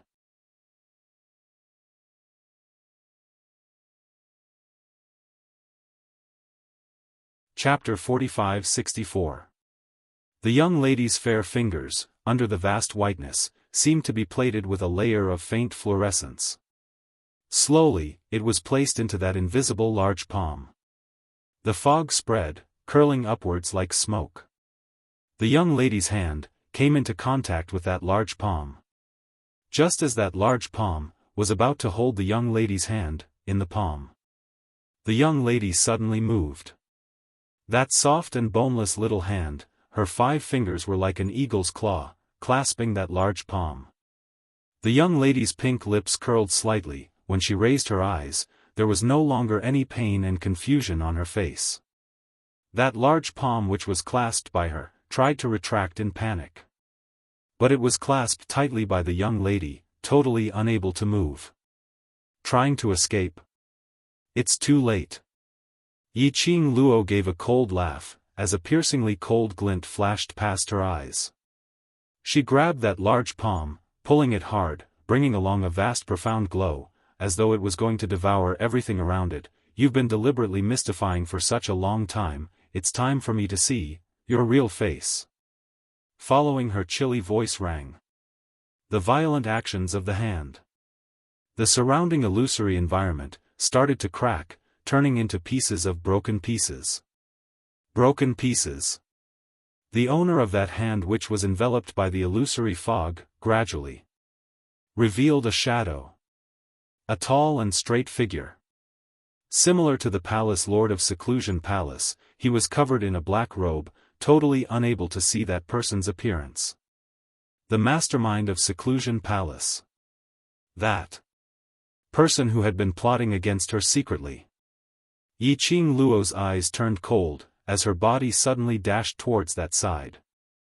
The other hand, swiftly stretched out, tugging the other party's black robe. Her hand was just about to touch that figure's black robe. A bam sound was heard. A cold glint flashed past. That person actually directly chopped off that arm which was clasped tightly by Yiqing Luo. Immediately after, with a leap, disappearing in the sky, in the midst of the broken pieces. Yiqing Luo. What the? This godly operation was simply too ruthless. Wasn't this fellow too ruthless towards himself? In order to maintain his mystery, he chopped it off. Yiqing Luo lowered her head, looking at that broken arm which was dripping with blood. He was speechless once more. She threw the severed arm to the ground. Motherf ****. Just a little bit more and he would know what the dark rat hiding in the dark looked like. It was difficult to get a field. Can't you stay a little longer? Don't you want to make a comeback by living in your lines forever? Hashtag complaints from the official site. Hashtag Yiqing Luo's heart felt worse than a husky. How could you not be affected? In the shattered space, a strange voice that was so deep that its gender and emotions could not be discerned drifted in from all directions. However, Yiqing Luo heard the bewilderment in that person's tone. She looked around her. It was impossible to determine the person's location from the direction of the voice. She narrowed her eyes and her lips curled into a cold arc. After fighting with you so many times, don't tell me you still don't understand that all the illusions you've created have no effect on me? Dmo Xian had reminded her right from the start to maintain her own consciousness. The moment she separated from Dmo Xian. Thus, she armed herself with armor. From the moment the hypnosis technique which bewitched her rang in her ears, she was already on her guard. Pretending to be fooled was just to force out the real mastermind. Ha! Ha ha ha! That illusory voice suddenly laughed. That sinister laughter was extremely treacherous and terrifying. Dear, this chapter has ended. I wish you a happy reading. *0. You're tuning into the Xiaofan's Wuxia Tales YouTube channel. Don't forget to subscribe and join us on this journey to catch the most captivating stories.